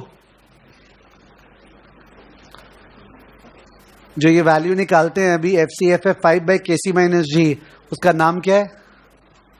अभी जो निकालने वाले हैं उसको बोलते क्या है? कहीं काम आ सकता है। मैं तो क्लास पे बोलता हूं हॉराइजन वैल्यू, बट इंस्टीट्यूट काफी बार बुक वगैरह स्टडी मैट में लिख रखा है कंटिन्यूइंग वैल्यू। कौन सा value? Suppose we don't know the name and the name is used in the exam. Continuing value मतलब वो जो स्टेज के बाद आप जो निकालते हो, समझ गए फॉर्मूला से, उसको बोलते हैं continuing value. Let's use that word, continuing value, that is V4. Continuing value, that is V4, तो ये V4 जो है, एक बार जनरल डिस्कशन कर रहा हूं, क्या पता कहां काम आ जाए। ये V4 जो है ये मेरे अंडरस्टैंडिंग के अनुसार 3 तरह से निकलता है डिपेंडिंग ऑन द सम। एक तरीका है परपेचुइटी, बिकॉज वो बोलता है 4 साल के बाद ग्रोथ होगा ही नहीं। अगर ऐसा होता तो उस केस में, इस सम में, 1 मिनट टेबल में जा रहा हूं, 4 साल के बाद अगर परपेचुइटी बोलता तो चौथा साल का फ्री कैश फ्लो क्या था? फ्री कैश फ्लो क्या आया था चौथा साल का? 96। तो अपने करते 96 बाय आई, ए बाय आई होता। पर यह भी पॉसिबल है, ध्यान दीजिए, बोला 4 साल के बाद capital expenditure offset by depreciation होगा, ठीक है ना। पर क्या बोलते हैं, अगर capital expenditure offset by depreciation और ग्रोथ नहीं है मान लेते हैं, तो उस केस पे जो नोपैट निकाले थे 4th ईयर का, वही 5th ईयर का होगा। आई ओके? 435 कॉपीड, ये क्या आया? 0। और चेंज इन वर्किंग कैपिटल भी क्या आया? 0, बिकॉज रेवेन्यू ग्रो नहीं कर रहा है तो वर्किंग कैपिटल ग्रो नहीं कर रहा है। तो आपका ये जो 435 है यही इधर आता ना, अंडरस्टैंड। 4th ईयर का जो नोपैट है वही 5th ईयर में होगा, बिकॉज ग्रोथ नहीं है, पर इन्वेस्टमेंट तो 0 होगा। तो ultimately free cash flow from the 5th year onwards is not the 4th year free cash flow, it is the NOPAT of the 4th year, it is the, ऐसा Elkar model में होता है। किसमें? एल्कर मॉडल में दिया जाता है एक स्ट्रैटेजी है जिससे ग्रोथ 4 साल होगा, और 4 साल के बाद बोलता है नो ग्रोथ। तो जो नो ग्रोथ बोलता है उसमें 4 साल के बाद जो फ्री कैश फ्लो है 5th ईयर का, वो 4th ईयर का फ्री कैश फ्लो नहीं है, वो 4th ईयर का क्या है? NOPAT. It's important, it's a subtle difference, but it causes पूरा answer change. I hope you understood what I said कि 5th ईयर से ग्रोथ नहीं है, तो उस केस में या तो ये बोल रहा है 4th ईयर का फ्री कैश फ्लो जिंदगी भर होगा, तो no issues, I will take 96। पर अगर वो बोल रहा है नहीं 4th ईयर का नोपैट 5th ईयर से है बट इन्वेस्टमेंट होना बंद, तो 5th ईयर का free cash flow is 4th year का व्हाट? नोपैट। ये एल्कर मॉडल में होता है।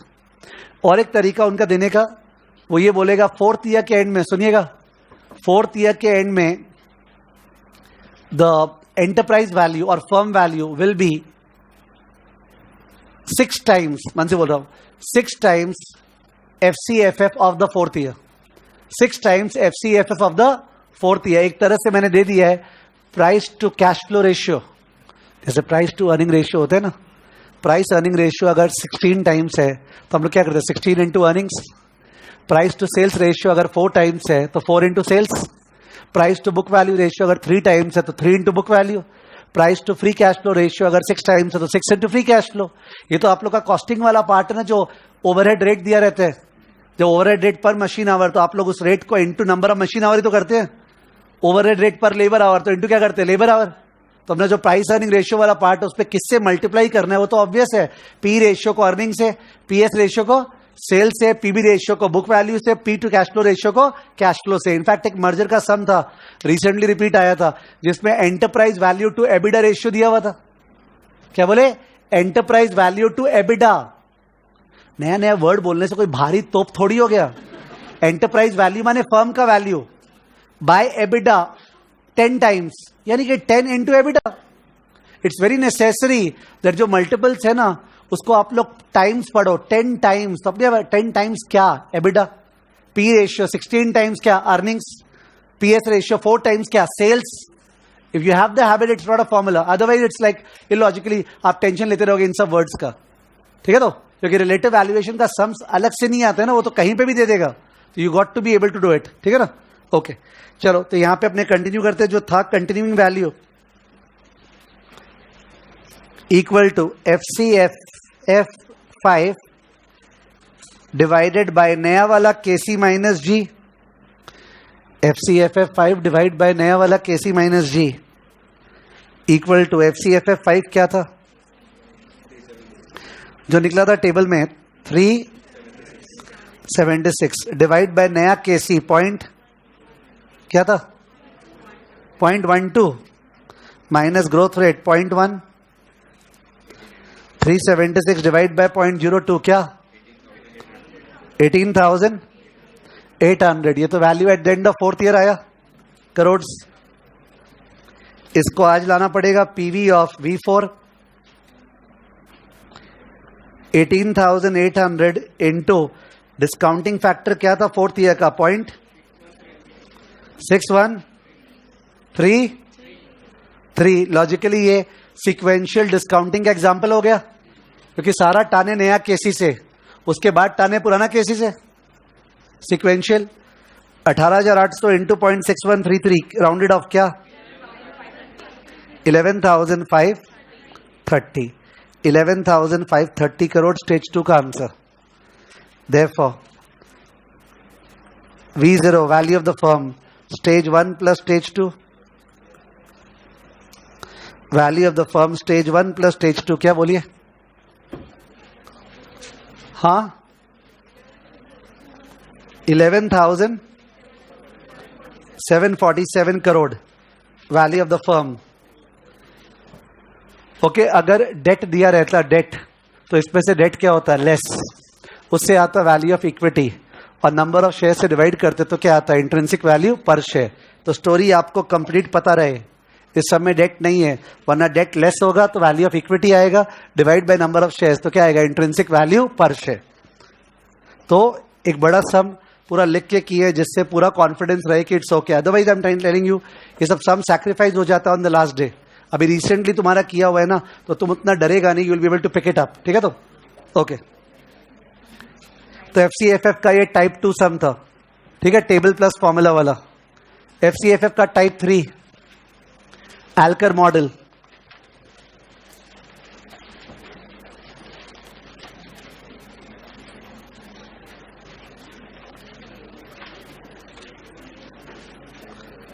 एल्कर मॉडल का सम मैंने यहां लिया है कि मैं देख रहा हूं।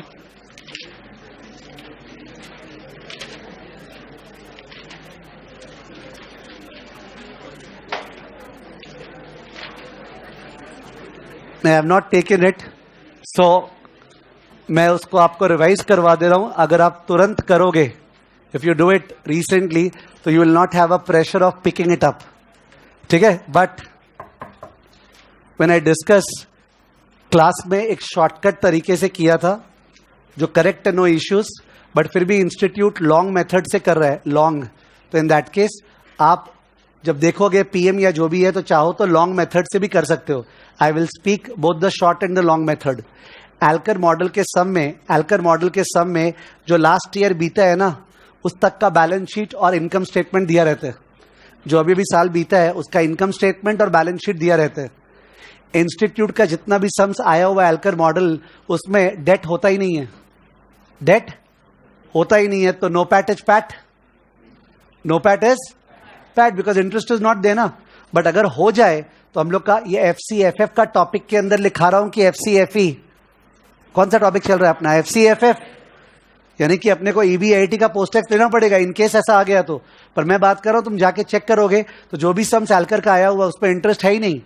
तो NOPAT is equal to PAT, but that does not mean that तुम लर्न कर लोगे ओके पैट यूज करना है। गलत है ये चीज, अपने को नो पैट यूज करना है। क्या करें, नो पैट और पैट क्या है, सेम। तो एल्कर मॉडल में क्या होता है, एक कंपनी नो ग्रोथ फर्म है। क्या फर्म है, नो ग्रोथ फर्म से आपको फीलिंग आना चाहिए A/I, बट वो फर्म सोच रहा है एक्सपेंशन स्ट्रैटेजी लगाए। वो एक्सपेंशन स्ट्रैटेजी से 3-4 साल तक ग्रोथ आएगा, और 3-4 साल के बाद वापस से ग्रोथ क्या, 0। तो ये स्ट्रैटेजी लगाएं क्या, बिकॉज प्रॉब्लम ये है ग्रोथ जो आएगा वो तो कॉस्ट पे आएगा ना, पैसा लगाना पड़ेगा। ग्रोथ तो आएगा बट खर्चा करने के बाद तो क्या पता वो वर्थवाइल नहीं है। तो आपको निकालना है value of the firm pre strategy, value of the firm post strategy, value of the firm pre strategy, value of the firm post strategy. जो value of the firm pre strategy है, pre strategy में growth होगा कि नहीं होगा, नहीं होगा without strategy. तो आंसर क्या है, A/I।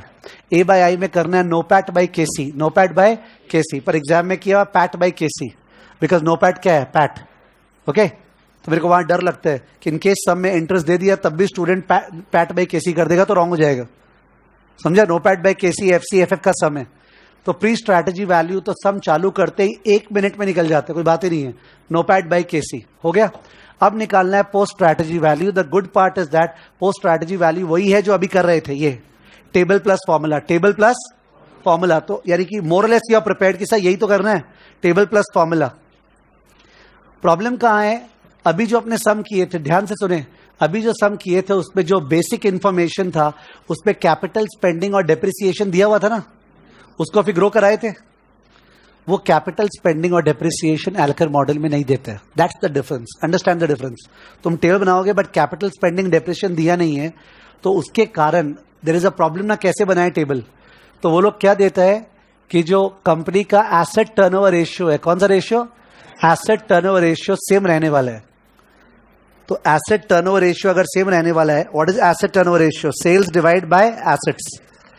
ये रेशियो सेम रहने वाला है और सेल्स ग्रो कर रहा है 3-4 साल तक, सपोज 25% पे. तो if the numerator is growing and the ratio is constant, that means what? Denominator is also growing. Think about it. Numerator is growing but the ratio is constant, तो denominator is also growing. तो in that case Elkar model में ये लोग ये बोलना चाहते हैं कि अपने जो फॉर्मूला सीखे हैं ना, capital spending minus depreciation, actually this is change in fixed asset. Please think. Fixed asset balance sheet में है 5,000 करोड़. इस साल उस पर 600 करोड़ लगाए तो 5,600 हो जाना चाहिए. बट डेप्रिसिएशन 400 करोड़, तो 400 क्या होता है? लेस. तो 5,000 प्लस 600 माइनस 400, 5,200. वो 200 तो क्या आया? 600 माइनस 400. 600 क्या था? कैपिटल स्पेंडिंग, और 400 क्या था? Depreciation. You need to understand capital spending minus depreciation is change in what? Fixed asset. और उसके अलावा फॉर्मूला क्या है? Delta WC. तो अगर ये वाला और ये वाला ऐड कर दे, this is change in capital employed. Because fixed asset plus working capital is capital employed ना. किसी को भी जरा सा भी पिकअप करने में डिफिकल्टी हो रहा है, बैलेंस शीट है, ये फिक्स्ड एसेट है, ये करंट एसेट है, ये करंट लायबिलिटी है, तो यही वाले पार्ट का तो बात कर रहा हूं, कैपिटल एम्प्लॉयड. समझ गए? तो इसका चेंज और इसका चेंज. तो अपने सम में क्या करते हैं? एल्कर मॉडल के सम में इंस्टीट्यूट क्या करता है, पहले बात कर ले. बैलेंस शीट जो दिया हुआ था, इंस्टीट्यूट बैलेंस शीट फोरकास्टेड बना लेते हैं. बैलेंस शीट कितना सिंपल दिया रहता है? दिया रहेगा फिक्स्ड एसेट 500, करंट एसेट 300, ध्यान देना, करंट लायबिलिटी 100, इक्विटी कितना बचा? 700. And it is the simplest balance sheet which is given. This is the balance sheet given. तो अपने क्या करते हैं, ये जो 700 है जो कि इधर से भी दिख रहा है, वो 700 का टर्नओवर रेशियो सेम है. तो जो ग्रोथ रेट सेल्स क्या है ना, वही ग्रोथ रेट क्या है? 700 का. तो अगर तुम नया बैलेंस शीट बनाओगे, तुमको क्या करना है? माने दिस इंटू 1.25, फिर दिस इंटू 1.25, फिर दिस इंटू 1.25, फिर दिस इंटू 1.25. So easy. केवल आपको 25% ग्रो करा के नया नया बैलेंस शीट बनाना है, बना दो वो. तो जब बनाएंगे तो उस केस में उसमें अपना बैलेंस शीट में सारा फिक्स्ड एसेट वगैरह दिख जाएगा.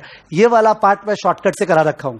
जो लोग मेरे से क्लास कर रखे हैं, मैं कैसे करा रखा हूं, ये जो 700 पकड़ा सीधा और बैलेंस शीट बनाया नहीं, और 700 को इंटू 1.25 इंटू 1.25 इंटू 1.25 इंटू 1.25, तो कैपिटल एम्प्लॉयड आ गया.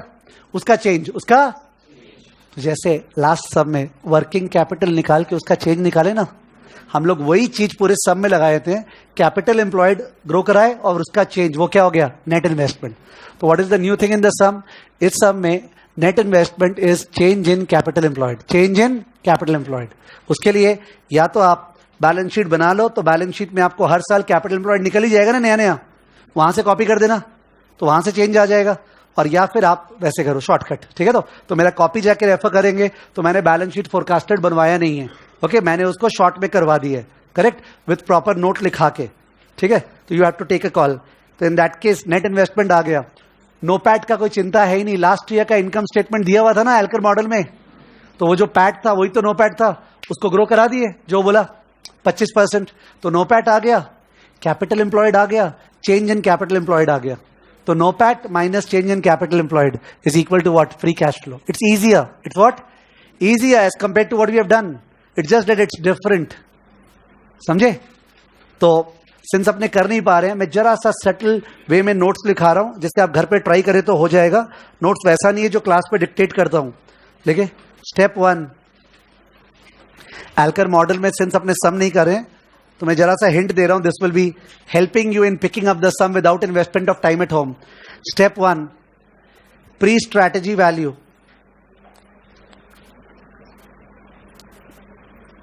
equal to NOPAT by KC.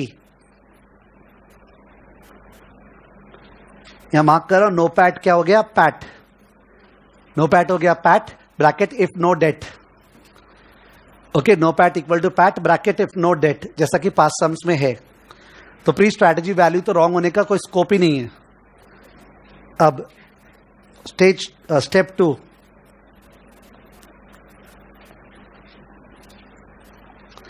Post strategy value.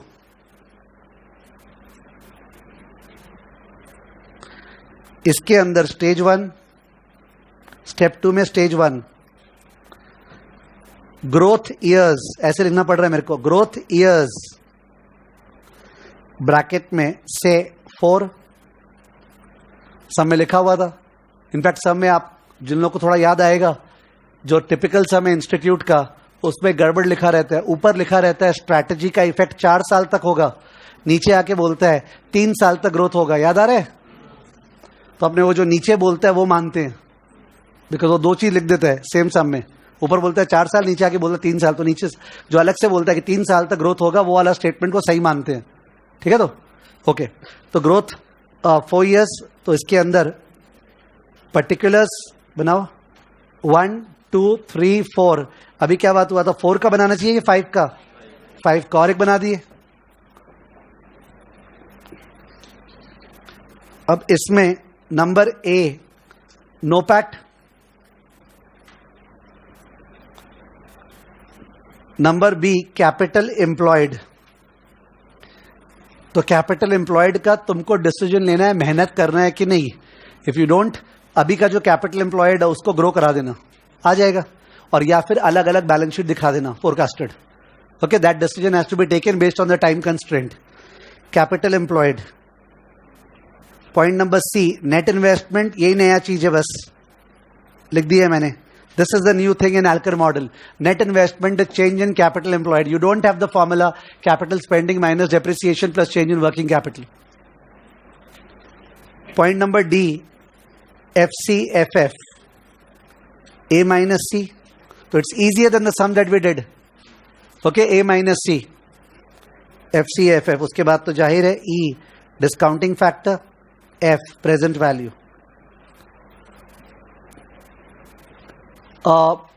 Exam में जब सम्स करते रहते हैं ना, तो कई बार एक फील आता है रॉन्ग हो रहा राइट हो रहा है बेस्ड ऑन द आंसर्स। तो ये फील नहीं आए इसलिए एल्कर मॉडल में जनरली आपका ये सारा फ्री कैश फ्लो नेगेटिव आने वाला है। ये सारा जो फ्री कैश फ्लो है ये क्या आएगा? नेगेटिव। मार्क कर लो प्लीज, वहां बेटर रहेगा, क्योंकि जब नेगेटिव आएगा ना, और अगर तुम्हारा ठीक से प्रैक्टिस नहीं है, जो कि ऑब्वियसली नहीं होने वाला है, ठीक है ना, तो इन दैट केस तुमको लगेगा शायद गलती कर रहे हैं यार, फ्री कैश फ्लो नेगेटिव कैसे आ रहा है। एल्कर मॉडल में नेगेटिव आता है, तो आपको पहले से प्रिपेयर्ड रहे तो at least you are not okay that way afraid. तो ये नेगेटिव आएगा, पूरा का प्रेजेंट वैल्यू नेगेटिव आया, और स्टेज 1 का आंसर क्या आया? नेगेटिव। 4 साल का स्टेज 1 का आंसर नेगेटिव आया आपका, याद रहे, स्टेज 1 का आंसर नेगेटिव आएगा। Stage 1 negative. इनफैक्ट नेगेटिव आया तो वो याद रहा, यू बी कॉन्फिडेंट सही जा रहा है सब, ठीक है? तो ओके, और नेगेटिव आना ही है, बिकॉज वो इन्वेस्टमेंट करते हैं, नेगेटिव आते हैं। तो फिर सब फायदा क्या हुआ? एक स्ट्रैटेजी कर रहे हो और नेगेटिव नेगेटिव नेगेटिव आया। फायदा वो हुआ जो अभी 2 मिनट पहले बात किए थे कि 4 साल बाद ग्रोथ क्या हो गया? 0। तो इन्वेस्टमेंट करना नहीं है, बट नो पैट तो बढ़ चुका। मैं free cash flow NOPAT बोल रहा हूं, 1 2 3 4 नो पैट बढ़ चुका, तो नो पैट ऊपर लेवल पे चला गया, और वही फ्री कैश फ्लो रह गया। तो बहुत बड़ा फ्री कैश फ्लो रह गया। उसको जब A by I करेंगे तो बड़ा फिगर आएगा, शायद वो 4 साल के छोटे फिगर से सक जाए। अंडरस्टैंडिंग? ठीक है। Next, stage 2 no growth. No growth में इंपॉर्टेंट, ओके, इंपॉर्टेंट है ये, V4 is equal to NOPAT of the 4th year divide by KC। अब इसको देख के लगेगा आंसर V3 आ रहा है, बिकॉज जब नो पैट 4th ईयर लिखे है तो डिवाइड बाय केस तो V3 आ रहा है, but actually NOPAT of the 5th year है। मैं तो ये बोलना चाह रहा हूं कि 5th ईयर का नो पैट वही है जो 4th ईयर का है। I want to write, in fact ऐसे लिखेंगे तो बेटर रहेगा, इसको 5 ही लिखते हैं और मेंशन कर दें ये क्या है, नो पैट व्हाट 4। इतना बुद्धि तुमको लगाना नहीं पड़ेगा, बिकॉज तुमने कॉलम में 5th ईयर बनाया था क्या? यस। तो अगर अपने ऊपर जाएं टेबल में, देखो टेबल में जब तुम नो पैट 4th के बाद 5th का बनाओगे तो 4th और 5th का क्या होगा? सेम। ब्रेन लगा ही नहीं। और कैपिटल एम्प्लॉयड जो है वो भी फोर्थ और फिफ्थ का क्या होगा, सेम। तो चेंज इन कैपिटल एम्प्लॉयड 50 है, क्या होगा, 0। तो जब तुम A माइनस C लगाए, अपने आप ही फ्री कैश फ्लो तुम्हारा क्या आ गया, नो पैट। तो if you are doing it very very systematically, you don't have to over stress, जो मैं कर रहा हूं, करेक्ट है। तो ये आपका बहुत बड़ा फिगर आएगा, नो पैट बाय KC। इसका पीवी कर दिए, पीवी ऑफ V4 नॉर्मल जैसे करते हैं। तो लास्ट में post strategy value, post strategy value equal to 1 + 2। ध्यान रहे, नेगेटिव प्लस पॉजिटिव, समझे। तो एक फिगर आएगा, स्टेज 1 नेगेटिव आया, स्टेज 2 पॉजिटिव, तो एक फिगर आएगा। काश ये फिगर प्री स्ट्रैटेजी वैल्यू से क्या हो, ज्यादा। Last step 3, V strategy, value of the strategy equal to post minus pre, value of the strategy equal to post minus pre. You know, positive आया तो स्ट्रैटेजी रेकमेंडेड, नेगेटिव आया तो strategy not recommended, ठीक है ना। तो unfortunately मैंने ये सम लिया नहीं था, बट इंपॉर्टेंट माना जाता है, ठीक है। तुरंत कर लेना चाहिए उस पेस में, जब बताया गया है तो आपका एफर्ट कम लगेगा, ठीक है। ओके, एल्कर मॉडल, तो this was free cash flow approach. Okay, free cash flow approach अपना हो गया, type 1, type 2, type 3। I think अपने को ब्रेक अवॉइड करना पड़ेगा आज, ठीक है ना, उतना बनता है। Okay, sincerity. 5 मिनट कहाँ होता है, तुम लोग आते ही नहीं हो, मैं आके खड़ा हो जाता हूं, ठीक है। तो अपने EVA जो है बहुत इजी टॉपिक है, एक बार EVA कर लेते हैं, फिर 5 मिनट का ब्रेक लेते हैं, देखते हैं कितना 5 मिनट होते हैं। EVA,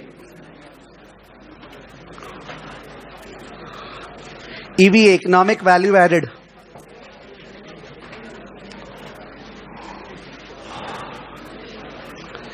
economic value added, economic value added FR में भी है आई थिंक, तो इसलिए डबल जस्टिफिकेशन होता है टॉपिक का।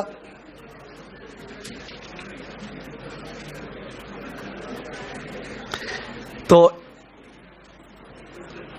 फर्म का वैल्यू बैलेंस शीट में ऑलरेडी है, फर्म का वैल्यू बैलेंस शीट में ऑलरेडी है, यानी बोलना चाह रहे हैं सर, जो बैलेंस शीट है उसमें आप जो अभी दिखा रहे थे ना, FA, CA और क्या, CL, तो ये वाला पार्ट ऑलरेडी है। बट ये कौन सा वैल्यू है, बुक वैल्यू या मार्केट वैल्यू, बुक वैल्यू। तो हम लोग बोलना चाह रहे हैं EVA अप्रोच में कि फर्म का वैल्यू निकालने के लिए पहले ये वाला आंसर पकड़ लो, ये बेस हो गया, और उसके बाद क्या फर्म का मार्केट वैल्यू इससे ज्यादा होना चाहिए या इससे कम, वो डिपेंड करता है अपने अनुसार फर्म ज्यादा अर्न करने वाला या कमती अर्न करने वाला as compare to KC। Because ये जो कैपिटल एम्प्लॉयड है इसको तो क्या रिटर्न चाहिए, KC ना। तो फर्म अगर ज्यादा अर्न करने वाला है, ओके, तो उस केस में फर्म का मार्केट वैल्यू कैपिटल एम्प्लॉयड से ज्यादा होगा, और फर्म अगर कम अर्न करने वाला है KC से, मतलब एक तरह से बेस्ट होगा नेगेटिव NPV में इन्वेस्ट करने वाला है, क्या, नेगेटिव NPV में, तो फर्म का वैल्यू क्या होना चाहिए, कम। तो फर्म का market value should be capital employed plus present value of EVA। क्या बोला, present value of EVA। EVA economic value added को एक्चुअली बोलना चाहिए excess profit, excess profit. Excess profit firm earn करने वाला है क्या, उसका ट्रू वर्ड है इकोनॉमिक प्रॉफिट। कौन सा प्रॉफिट, इकोनॉमिक प्रॉफिट। अभी ध्यान नहीं आएगा आपको, way back CPT CA foundation class 11-12 में अकाउंटिंग प्रॉफिट इकोनॉमिक प्रॉफिट करते थे, ठीक है ना, कि अकाउंटिंग प्रॉफिट में ओनर का जो कैपिटल है उसका कॉस्ट लेस नहीं किया जाता है। जैसे फॉर एग्जांपल PL अकाउंट अपने बनाते हैं तो इक्विटी को जो डिविडेंड पे करते हैं वो तो नहीं लेस होता है ना, पर इकोनॉमिक प्रॉफिट में वो लेस किया जाता है, ठीक है। तो EVA उसी से इंस्पायर्ड है, इकोनॉमिक प्रॉफिट। क्या फर्म कैपिटल प्रोवाइडर्स का रिटर्न कमा के भी एक्स्ट्रा कमा रहा है, अगर कमा रहा है तो जाके फर्म वैल्यू क्रिएट कर रहा है, ठीक है। तो EVA का फॉर्मूला, EVA का फॉर्मूला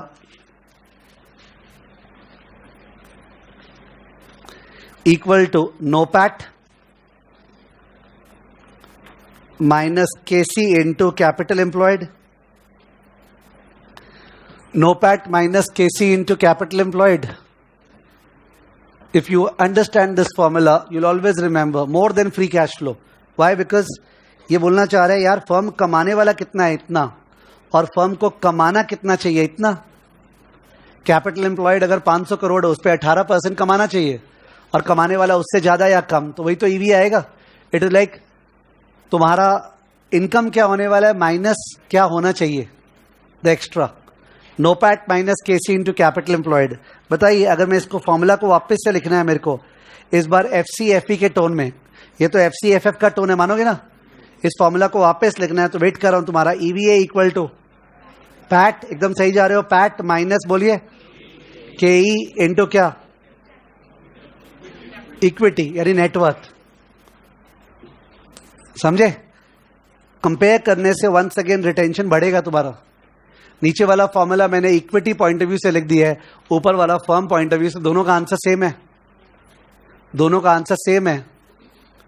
ठीक है, तो एग्जाम में तो दोनों में से कोई भी लिखना अलाउड है, but there is a company called Stern and whatever, that company का ये ब्रांडेड है EVA. EVA is a trademark of that company, और उसने ईवीए को इसी फॉर्मूला से निकाला था. और इतना ब्रांड कोई सोचेगा क्या हो गया, इतना छोटा सा बच्चा सा फॉर्मूला, उसमें करीब 200-250 एडजस्टमेंट्स करने बोला है बिफोर कंप्यूटिंग दिस.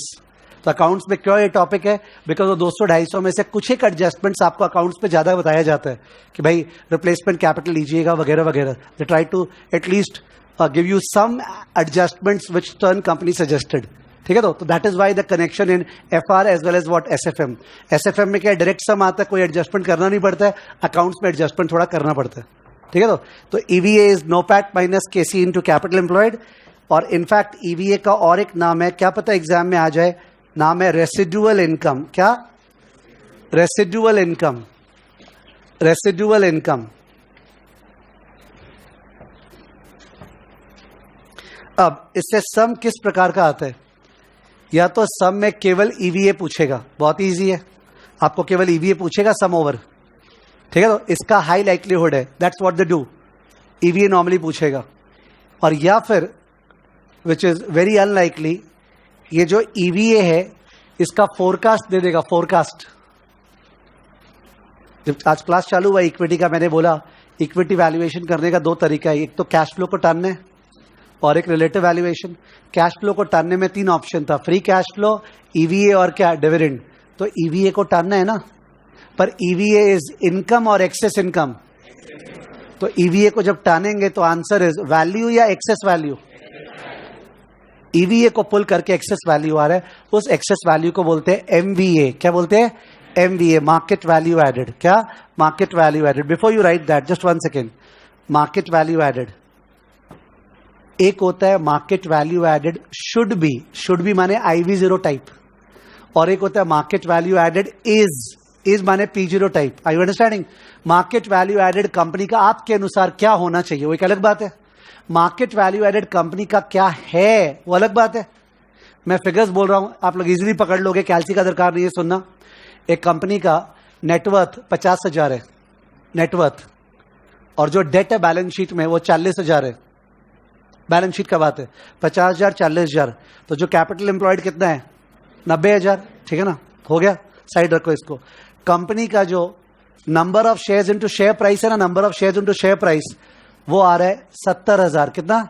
70,000. ठीक है, तो और डेट मैंने कितना बोला था? 40. तो 70,000 जो मार्केट वैल्यू ऑफ इक्विटी है प्लस 40,000, उसको बोलते हैं enterprise value.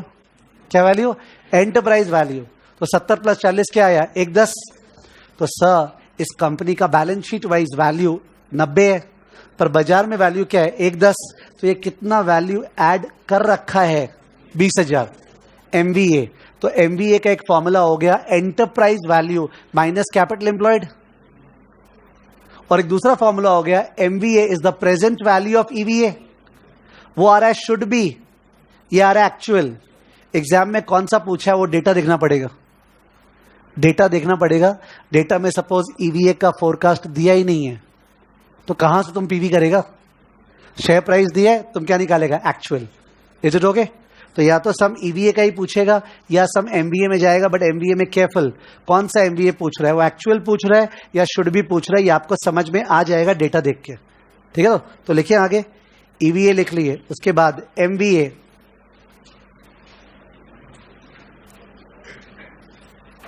Market value added.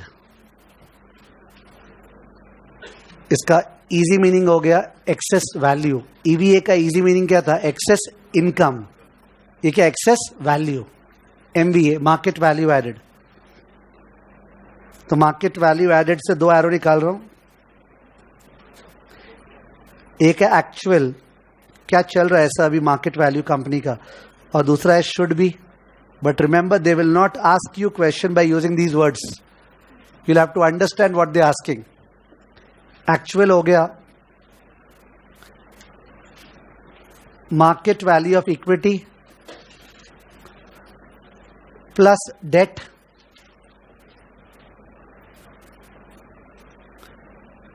Minus capital employed. Satisfy yourself. Market value of equity और प्लस क्या? डेट। यही तो एंटरप्राइज वैल्यू हुआ, और माइनस क्या? Capital employed. करेक्ट है। और ये वाला जो है शुड बी होगा present value of EVAs. Present value of EVAs. One should not be afraid about present value of EVAs. क्या बोलना चाह रहे हो? वही चीज। तुम प्रेजेंट वैल्यू ऑफ डिविडेंड कैसे निकालते हो? या तो करते हो A by I no growth, या करते हो D one by R E minus G, और या करते हो टेबल प्लस फॉर्मूला। तो प्रेजेंट वैल्यू ऑफ ईवीए कैसे निकालेंगे? अगला बोलेगा कैसे निकालना है कि ईवीए भाई विदाउट ग्रोथ है या विद ग्रोथ है या टेबल प्लस फॉर्मूला है। ठीक है, तो टेबल प्लस फॉर्मूला ये सब में आज तक तो गया नहीं है। पॉसिबिलिटी सब चीज होती है, बट हाँ they have not gone into it. तो इसका लाइक्लीहुड कम है। One should know the concept but then look at the institute का sums which are there. Correct. तो in that case knowledge wise ये वाला पोर्शन है कि ईवीए का फॉर्मूला और उसके अलावा एमवीए का मतलब नॉलेज वाइज। ठीक है, तो to be seen with the help of a few sums. ठीक है, तो आप लोग इस सम में आओ, पेज नंबर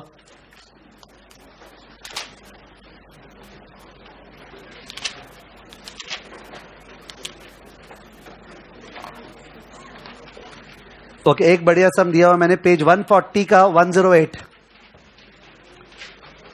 पेज 140 का 108। तो जो भी सम्स आए हुए हैं उनमें से कंसेप्चुअली बेस्ट सम यही है out of the sums which have come in the exam. 140 का 108। ठीक है, फिर से थोड़ा सा इन्वायरमेंट डाउन हो गया है, प्लीज थोड़ा सा अपलिफ्ट। ठीक है, ब्रेक के पहले का last sum. Okay, that's the positivity. RST Limited current financial year's income statement reported its net income of 25 lakh. What is net income? What is net income? PAT. You should know. What is net operating income? EBIT. Net income is PAT. Net operating income is EBIT. ठीक है ना, mistake नहीं हो जाए ये सब। Net income माने PAT 25 lakh. The applicable tax rate 30%. Following is the capital structure of RST at the end of the current financial year. Debt 40 lakh है, इक्विटी 125 लाख है, इन्वेस्टेड कैपिटल 165 लाख है। जो इन्वेस्टेड कैपिटल लिखा हुआ उसके बगल में कैपिटल एम्प्लॉयड लिख दो। मैं अभी क्लास में वर्ड यूज कर रहा था कैपिटल एम्प्लॉयड, इन्होंने वर्ड यूज किया है इन्वेस्टेड कैपिटल। ये बुक वैल्यू है, ठीक है ना, 165 लाख। तो बोलने का तरीका ये होना चाहिए 165 लाख पे कंपनी को केसी कमाना है, 165 लाख पे कंपनी को, बिकॉज ये प्रोवाइडर्स ऑफ कैपिटल को केसी चाहिए। अगर फर्म उससे ज्यादा कमाने वाला नोपैट है तो वो क्या होगा, पॉजिटिव ईवी है। अगर फर्म उससे कमती नोपैट कमाने वाला है तो क्या, नेगेटिव ईवी है। जब ऐसे बोलते हैं तो फॉर्मूला के ऊपर कंट्रोल आता है, ठीक है ना। आगे देखिए, following data is given relative to cost of equity, beta, RF, risk premium, बहुत ही सजा के दे दिया। तो इन दैट केस के ही आ जाएगा। और ऊपर में जो डेट था ना, ऊपर में जो डेट था 11% दिखा आपको, 11 का पोस्ट टैक्स क्या आ जाएगा, केडी। ओके, और वेट्स तो 40 और 125 का आ रहा ही है, तो वहां से क्या आ जाएगा, केसी। रिवाइज करते समय इमेजिनेशन रिक्वायर्ड है कि जहां आप कॉन्फिडेंट हो यार कि हम केई तो निकाल ही लेंगे, छोड़ इसको। केडी वहां का पोस्ट टैक्स और केडी केई का वेटेड एवरेज केसी। केसी को 165 पे लगाएंगे, केसी को किस पे लगाएंगे, 165 पे। इतना कमाना चाहिए।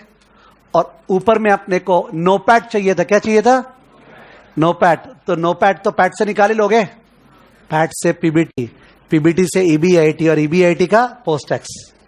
ठीक है, क्वेश्चन क्या पूछा है? Estimate the KC of RST, estimate EVA. KC पूछा है और क्या? ईवीए। चलो करते हैं फटाफट।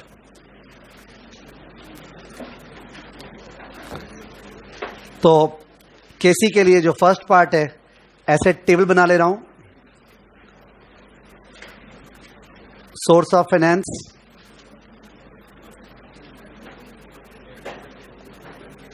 उसके बाद अमाउंट, उसके बाद वेट, उसके बाद कॉस्ट, उसके बाद W इंटू के। ठीक है, table is not necessary but it just makes it more compact. Source of finance, उसके बाद अमाउंट, उसके बाद W, उसके बाद के, उसके बाद W इंटू के।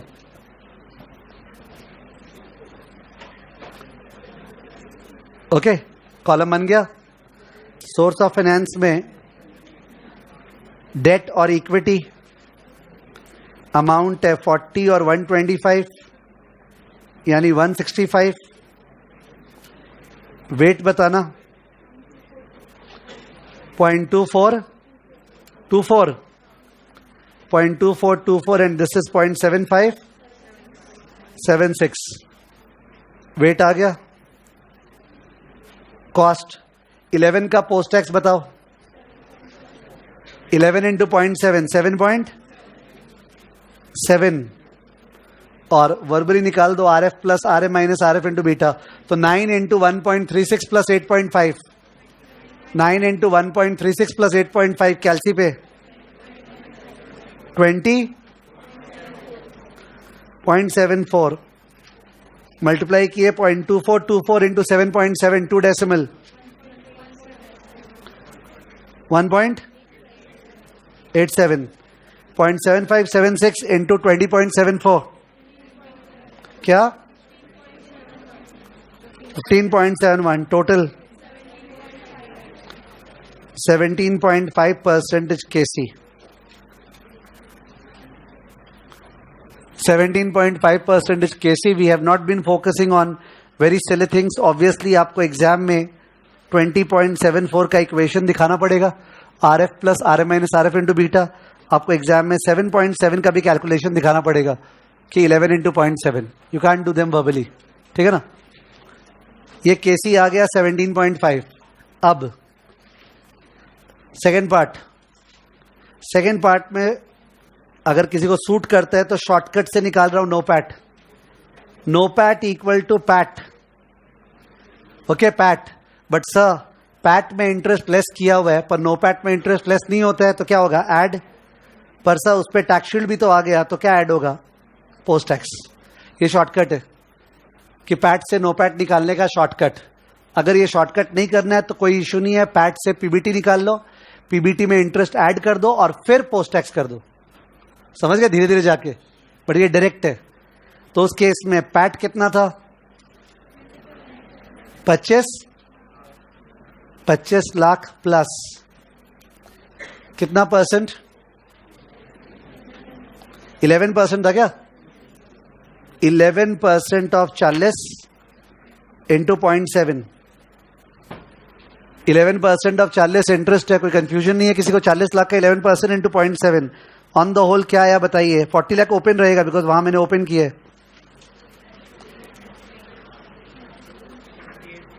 हाँ क्या आया? 28,08,000।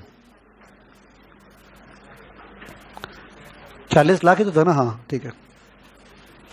28,08,000 last. EVA equal to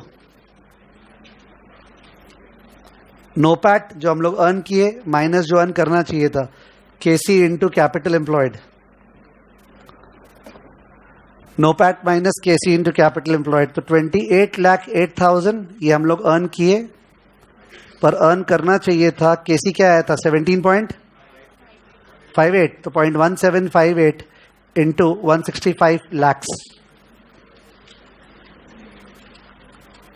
165 lakh पे इतना अर्न करना चाहिए था। तो 28,08,000 अर्न किए माइनस अर्न कितना करना चाहिए था? ये क्या आ रहा है? 29,700,000 तो नेगेटिव आ रहा है. We have earned less.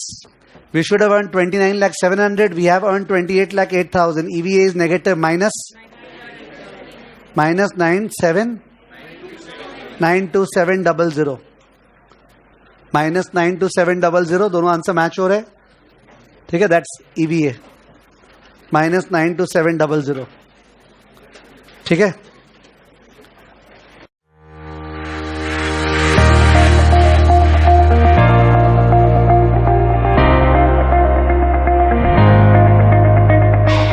And encouragement are those vital nutrients. They're like the water, that nutrition that nourishes the plant of success.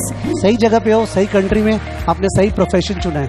Be phases in your life when you will feel low, but then never give up and stay strong.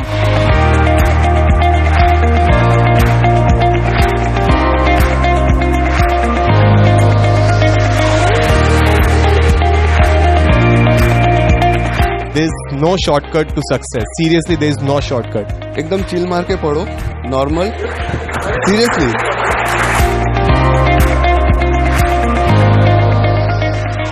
मेरा एक ही मंत्र था, जो सबकी कमजोरी है उसको अपनी ताकत बना लो. आप कितने घंटे पढ़े is not the main thing. It's about आपने उस घंटे में कितना अचीव किया. Any decision that you make in your life, trust yourself that yes, you have evaluated all your pros and cons. You have made a choice based on the best you think of it. Just trust yourself that yes, if you have chosen it, stay true to it, give all of yourself to it, and that's how you can succeed in anything you want. Not just CA, but that's how you should live your life. मैं मेरे गांव से पहला हूं जिसने CA में enter किया और CA कंप्लीट किया. CA is not easy than 10th or 12th class.